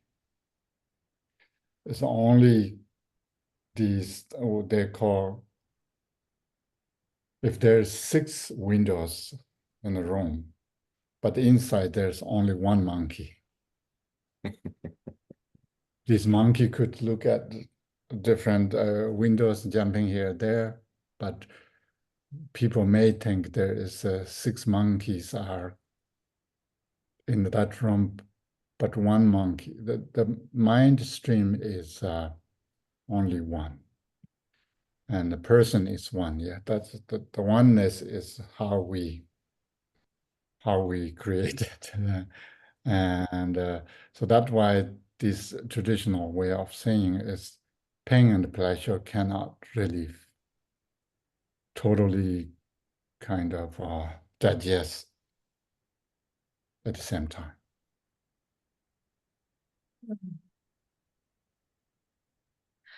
Mhm. I think you explain it again as the process of making sense. Yeah. Right. While I thought it was talking about the experience itself, that multisensory, right? Like some folks will say, oh, I didn't remember that vividly, but once that smell came, Yeah. everything came. So we're actually talking about 2 different things, right? So it's not about how sensory experiences, almost like they are interconnected and communicate among themselves, but you're saying the verse is saying the core machine is only one processor. Exactly, yeah. But what you're talking about is a construct, a mental construct, as is what you're calling an experience, a multisensory experience. It's not a singular something the way you're talking about it. So you're thinking the construct is a singular something, but it's multiple things coming together individually, becoming a conceptual construction in your mind as what you think is a singular experience. Mainly the processing. The mind cannot process fully two events together. Drupal talks about the power of mantra because of that process, because of that principle. So if you find you're in a negative mental state, each time you recite the mantra, it's like a slice of virtue in the middle of the negative stream mind. And so that lessens the power overall, which you would experience as, oh, I'm calming down or my mind state is changing. But if you look at it individually, you're having these slices of mantra in between the negative mind state. And so you can kind of change it. Yeah, I think that's really relevant, what Chen was saying. It seems we can process or feel any pain and pleasure at the same time. But if the Buddhist way of introducing is the mind stream is only one that cannot process two things together. However, if these two are very close, that slice can make look like it's less severe, but it's really making is kind of slice that kind of kind of alternation that seems, because we don't have this cognitive ability to see every moment, but we feel that now I have less pain, but it's not fully a kind of enjoy pleasant things, but that's kind of coming from this slice that is really, really good. Maybe. Yeah, I think of it mathematically, like if you pick an arbitrary unit of time, if before you do mantra, you might have 10 negatives, and you do mantra and you add 4 positives in there, you only have room for 6 negatives. And so overall, it feels like it's lessened overall as your general mind state, which is better or worse. And it's just kind of like the overall state is this construct I'm referring to a little bit. At the same time, we talk about this looking at our back of our head to meditation. Exactly, that's what I was thinking. That would not totally stop, but it's make less severe somehow, and slowly could be become better. Yeah. Yeah, that's actually something I want, because I don't want to go on and on, but that was when Lincoln was talking, 2 things came. One was that meditation, which I actually want you to maybe talk about in case someone who watched this recording later, they might also want to learn, just so that you don't have to keep repeating yourself. But I think that's really breaking the train, right? But then another thing came was earlier, that metaphor, that image you used, it's something is moving so fast. We thought it was movement, but actually it's not movement. It's many time, location, and then, but because we're so used to the movement and also the projection of time and space, so it's experienced almost like, oh, somebody is throwing a torch from this end to that end. But if we're still enough, we see all the still images of, oh, the torch is there, it's there, it's there, right? But just because we cannot see. Exactly. The famous how our perceptions are illusion is called Garmin Kolo, the wheel of the torch or wheel of the piece of wood that has not necessarily burning fire, but it's some sort of fire. Then if nighttime, if you circled, you only see this ring of sort of red color. You don't see anything else. So that kind of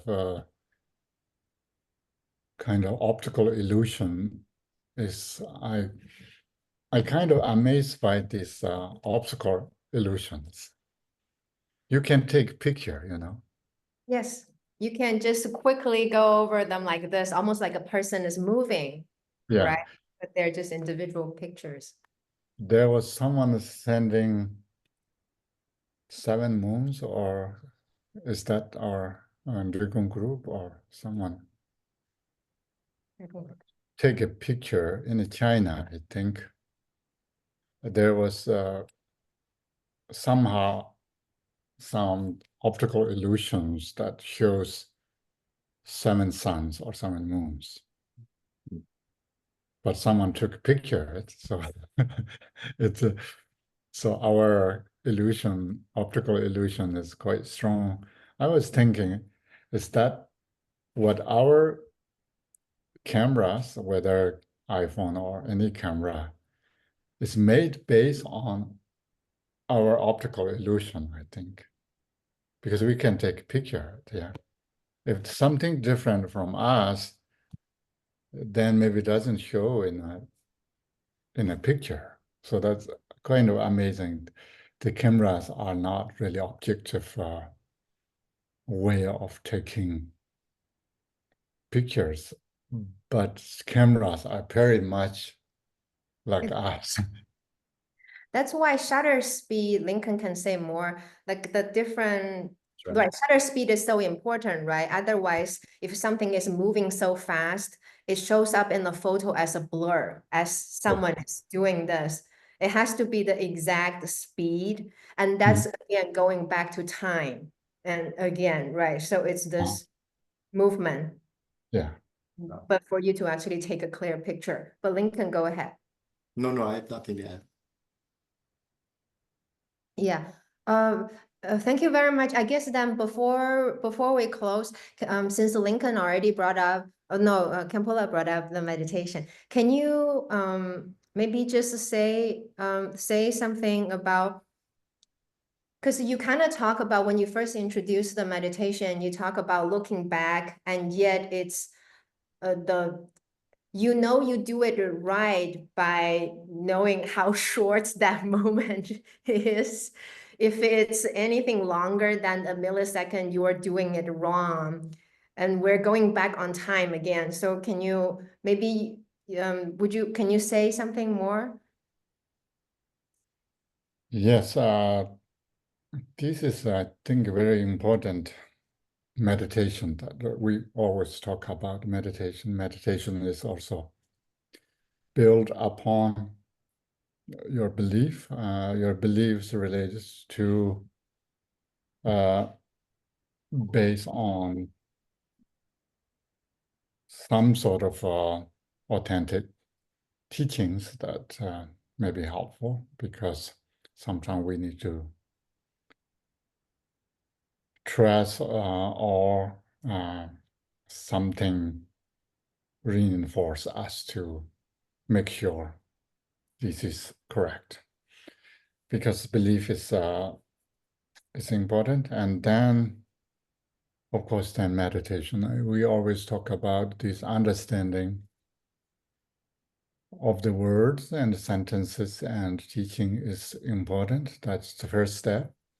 And then we need to experience through our senses, or our, if there's such thing in our, but somehow we need to do that. And the meditation is, that's why it's really important in the Buddhist practice. And then comes to meditation, I often say, what does meditation mean, and what are you meditating on is very important, because if not, then sort of aimless meditation that we call meditation, whether it doesn't really matter, then at this point, people do all kind of things. And one time in Arizona, we are going to Sedona, and the people taking us to this ancient rock formation that this is sort of a lot of energies coming from there. So if you need to go there and sit, and then all sort of energies will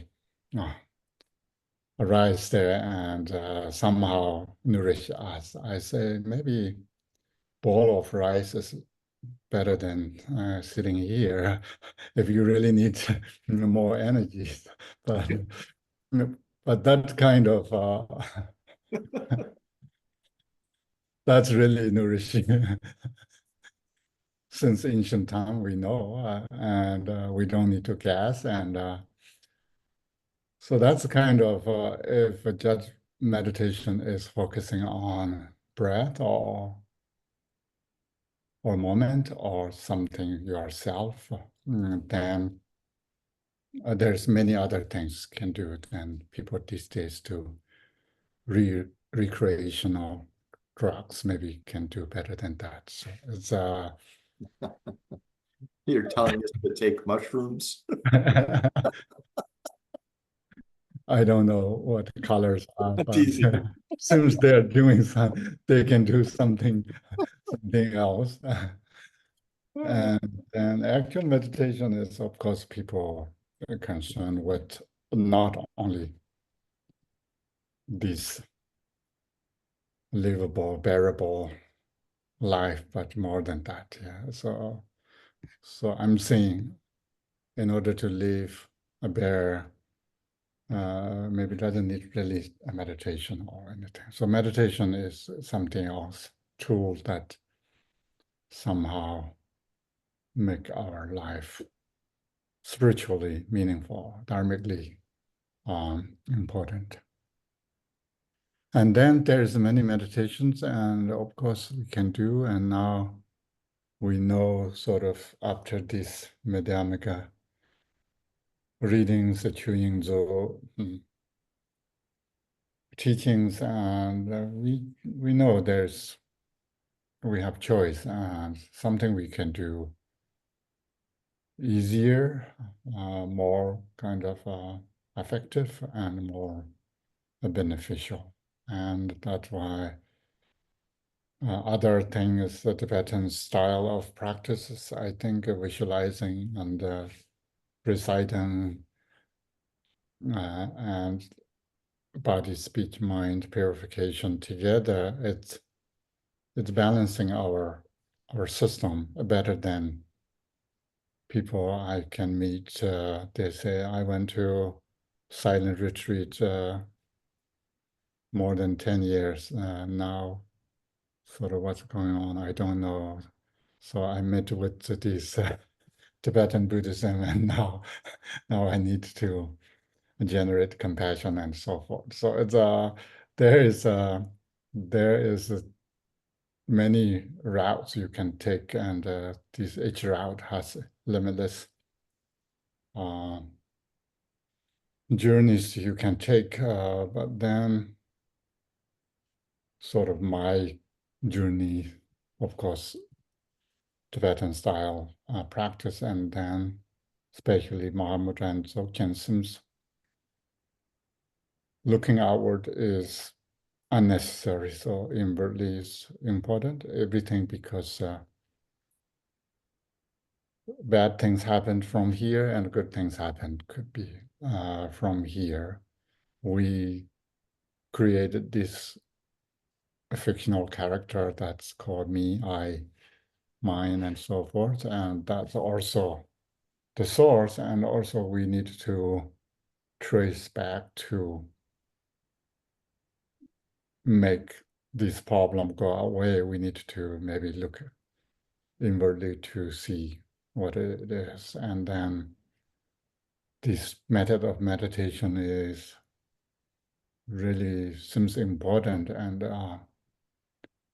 the problem is we always have expectations, and then we have worries, we have uncertainty, incompetence in our view and our meditation, and then devotion and compassion, and I mean every one count. So now, since we are go beyond sort of basic Buddhist teachings, but now we really come back basic teachings again to looking inwardly. It's not we are away from that. So we first of all we need to see samsara as a really faulty place. We need to somehow go beyond this, and in order to know that, we have these four mind changings that often talk about how important human life, how we can do things, and then we have this devotion to our outer inner secret gurus and so forth, and then this body, speech, mind purifications that dealing with Vajrayana tradition, And then we really, all these helps and clarifies or clear away obscurations of seeing the mind nature. So that's why we need to do that. These two, if you see your mind in nature, then you would have great compassion to other beings, because now you know you are fortunate, and you know others that unfortunate. You would have great compassion, and you would have devotion, because then knowing this is not coming from anything else. Is teachings and your teacher and guru and whoever you believe in, and the lineage and so forth. So all these come back to really basic where we start off, and then everything makes sense. If not, people are a little bit sometimes worrying too much, sometimes bragging too much, and sometimes spending on many other things that we don't really necessarily do. And actual meditation, and these we often do, now you all know very well. So just short is not a requirement, but probably if beginners, better to have shorter meditation, because if longer you hold and more try to just, it's more kind of fabrication will involving.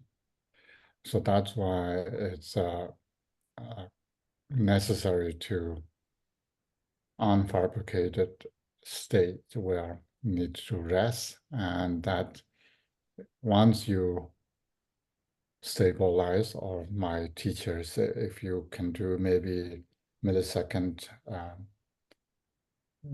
first, or whatever that takes, and then slowly 1 minute, 2 minutes, until then will become day and night. So you can sit, but not always need to practice very short, but it's short is necessary if you are not stable. It's not saying it's always should be short. Thank you very much. Can I ask you to clarify one thing? Because I think it's very important to actually, for myself to know, because when you say that actual meditation only lasts maybe a millisecond when you first start, and if you're trying to hold it longer, it's fabrication. So can you say something in terms of how direct experience is of something? It's not meditative absorption, which according to the text that one of the texts that we looked at, it leads one deeper into samsara, right? Because that just you just calmly just sit there and feel happy. Yeah.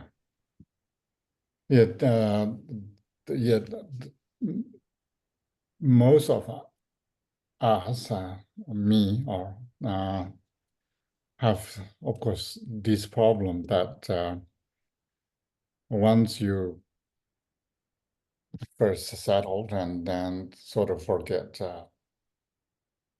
space out kind of thing, and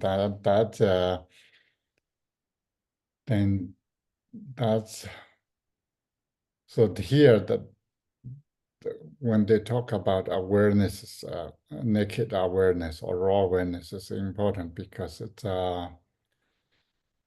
that's important part. But they need to learn, I think, when people say you need to learn how to talk, but you also need to learn where to stop. Sometimes people cannot stop talking, and then everyone get annoyed. That kind of if space out, it's okay, but need to recognize, need to get out from there and the meditators. And that's why this Ngachin, which is talking about Jingmei Lingpa's Divaja verses and Mipham's these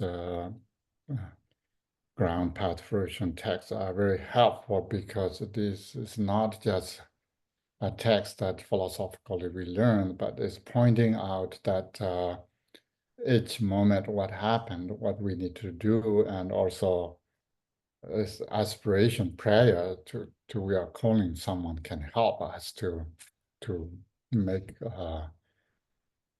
us on the right path to meditate. And the recognition is good, but then too much actively checking whether I'm right or wrong, and whether this moment is too long or too short or too good or too bad. But then it's a pure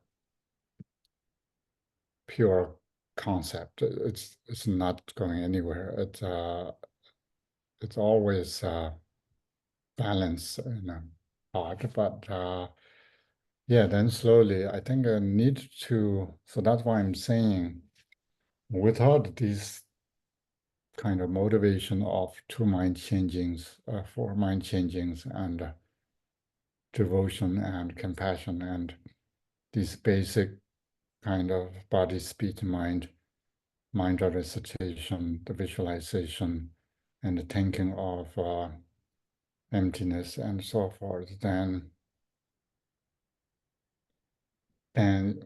you will blank in a 1 millisecond what that would really do. But everything built up there, and that's as kind of a framework of everything, your life, then it's everything there. It's don't need to think about.